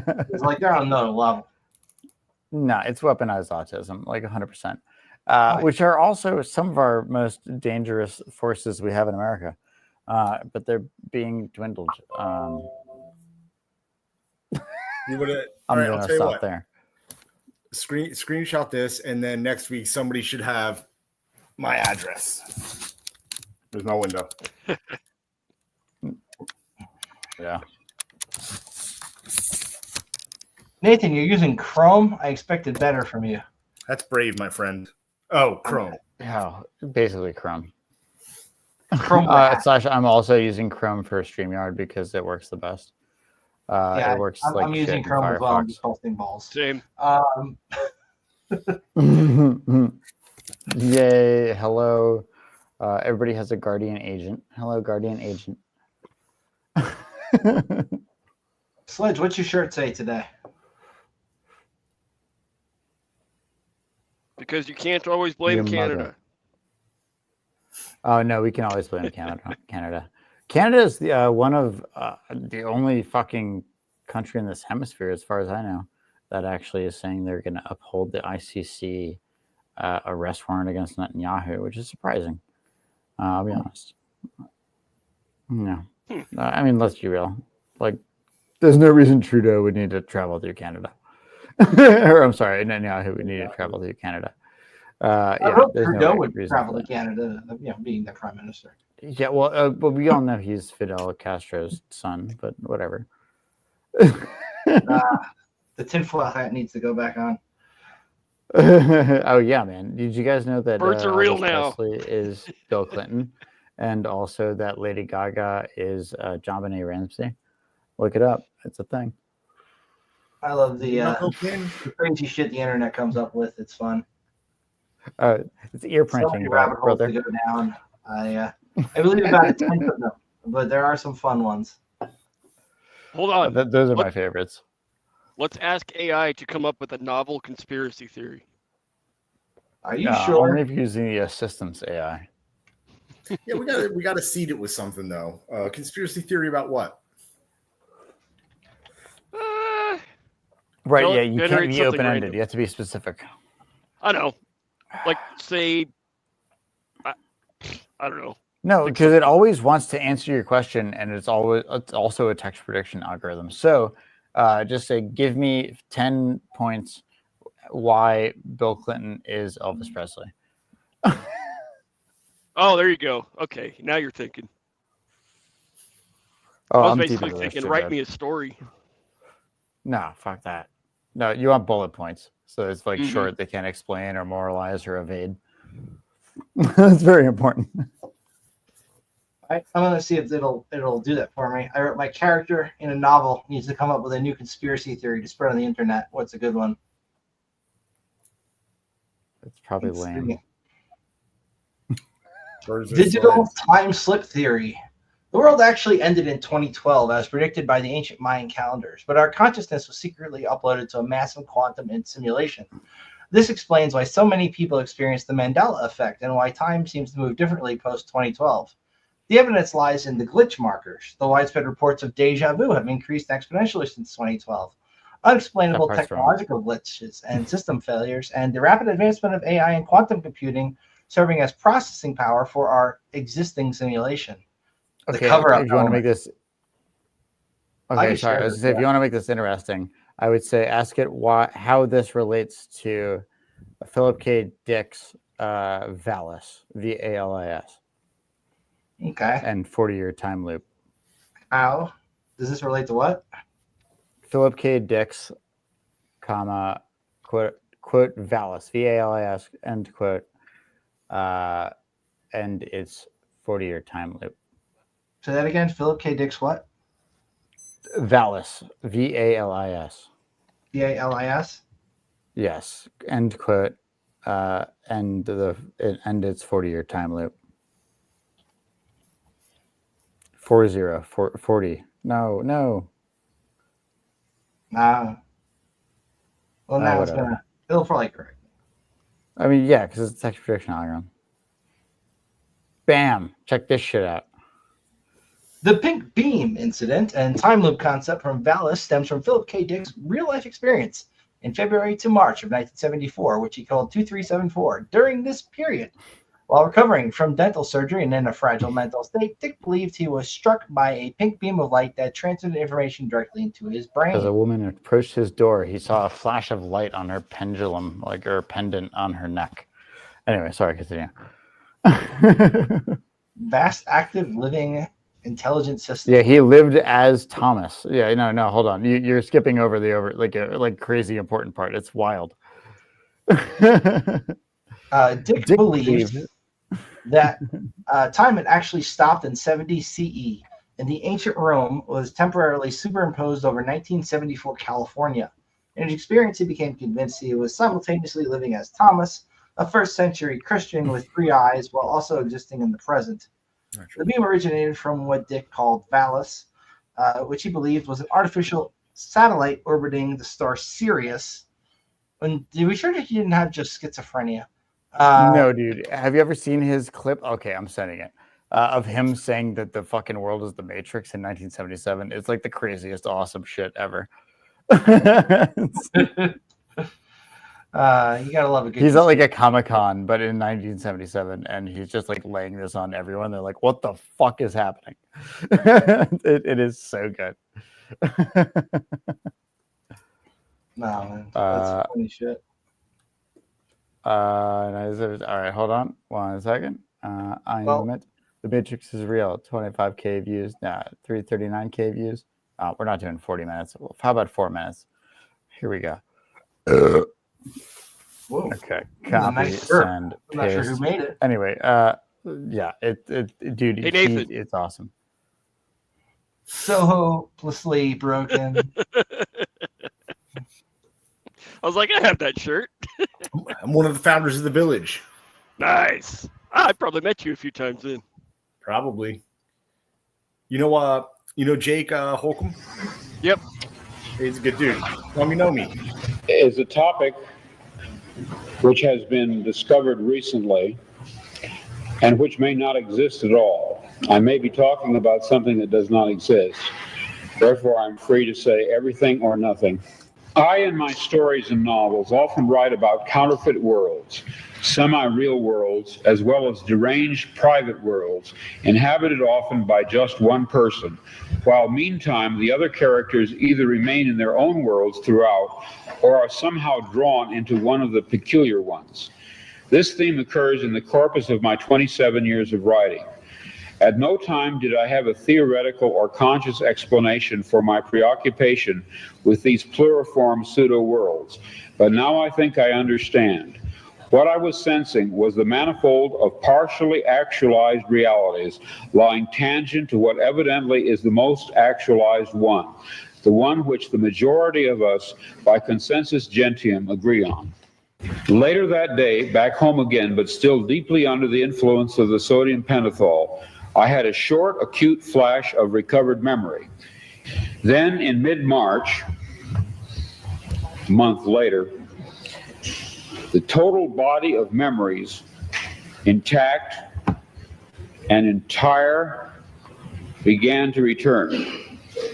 You are free to believe me or to disbelieve, but please take my word on it that I am not joking. This is very serious, a matter of importance. At that time, I had no idea what I was seeing. It resembled nothing that I had ever heard described. This guy It resembled plasmic energy. It had colors. It moved fast. It collected and then dispersed. Half the NSA programs are. But what it was, what he was, I am not sure even now. In other words, it's a common theme in my writing that a dark-haired girl shows up at the door of the protagonist and tells him that his world is delusional, that there's something false about it. Well, this did finally happen to me. I even knew that her hair would be black. I had an actual complete sense of what she would look like and what she would say. She did appear. She was a total stranger, and she did inform me of this fact, that some of my fictional works were in a literal sense true. I wrote out these dreams in novel after novel, story after story. To name two in which this prior ugly present obtained most clearly, I cite The Man in the High Castle and my 1974 novel about the U.S. as a police state called Flow My Tears, the Policeman Said. I'm going to be very candid with you. I wrote both novels based on fragmentary residual memories of such a horrid slave state world. People claim to remember past lives. I claim to remember a different, very different present life. I know of no one who has ever made this claim before, but I rather suspect that my experience is not unique. What perhaps is unique is the fact that I'm willing to talk about it. We are living in a computer-programmed reality, and the only clue we have to it is when some variable is changed and some alteration in our reality occurs.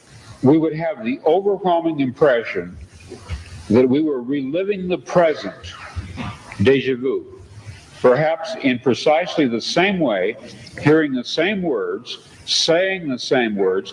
I submit that these impressions are valid and significant, and I will even say this: such an impression is a clue that at some past time point, a variable was changed, reprogrammed as it were, and that because of this, an alternative world branched off. Does Loki know about this? Oh, dude, you can watch the whole 40-minute talk. It's insane. It's fucking awesome. That's enough for me on that. But that's a Yeah, rabbit it's hole I will deep explore shit. at a later date. Oh, yeah. I do kinda have to call it. reminds me of this I dude a think. little bit. Remember this guy? That motherfucker is not real. Let me tell you my name. I'm confused because, like we're supposed to believe in the ministry, right? So is the church and state supposed to be separate? I'm confused because I never went to school, right? Is a confused person get a resolution? I don't understand. You see, when you go like that, right, you have a cross, 2 sticks, right? And that's how I felt when I was in Waterloo. Because when I walked in Waterloo and smiled at people, they treated me like a vampire. They used the cross and they went like this by not smiling at me. In Toronto, hey, hi guys, you know me, heroes, easygoing. Those who know me, I'm a nobody. You understand? And you can't kill a person with no body. So why am I afraid? I'm not afraid. I'm afraid of the boogeyman. Who's the boogeyman? You figure it out. I'm getting out of here. I'm going back to Waterloo where the vampires hang out. And I'm going to wear my sunglasses at night. You know why?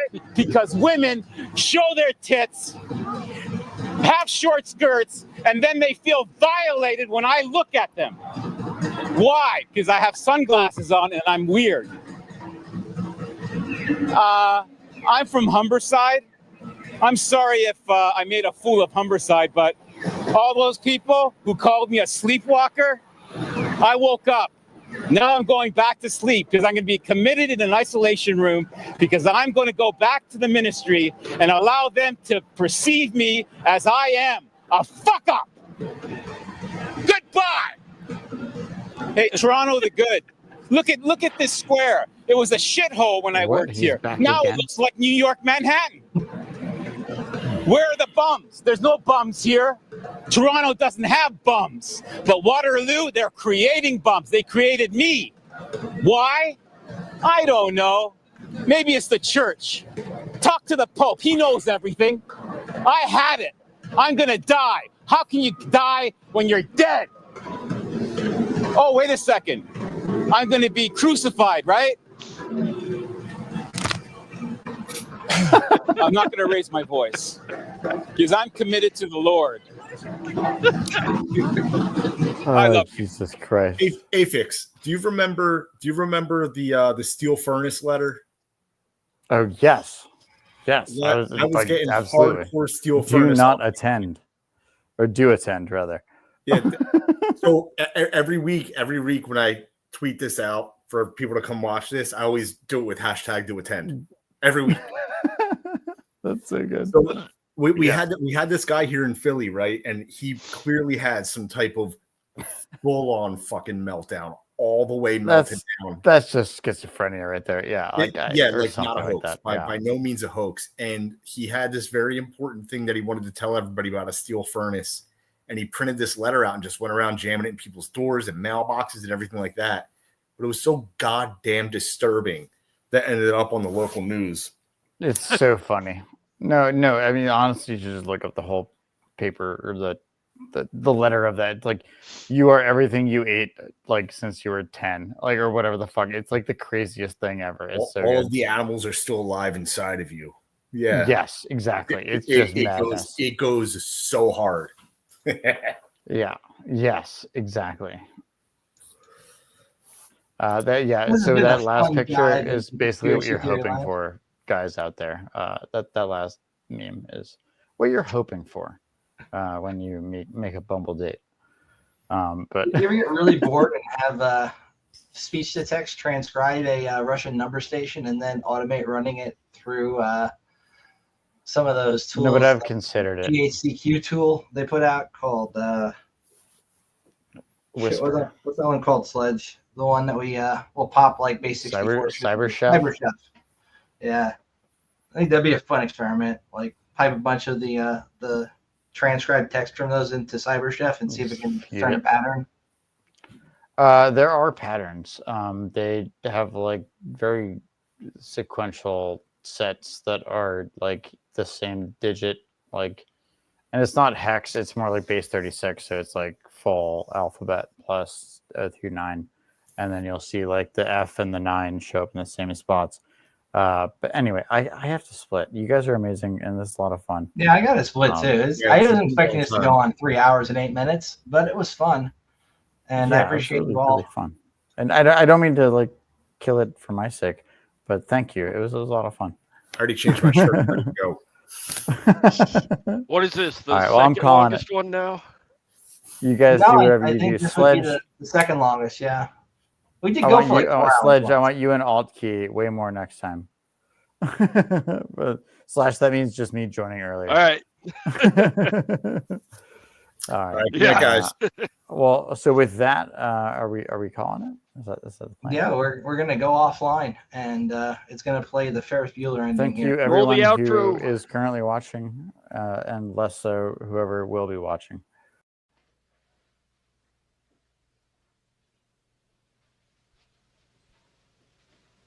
You're still here?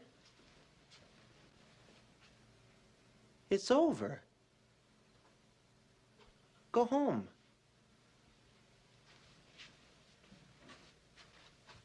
Go.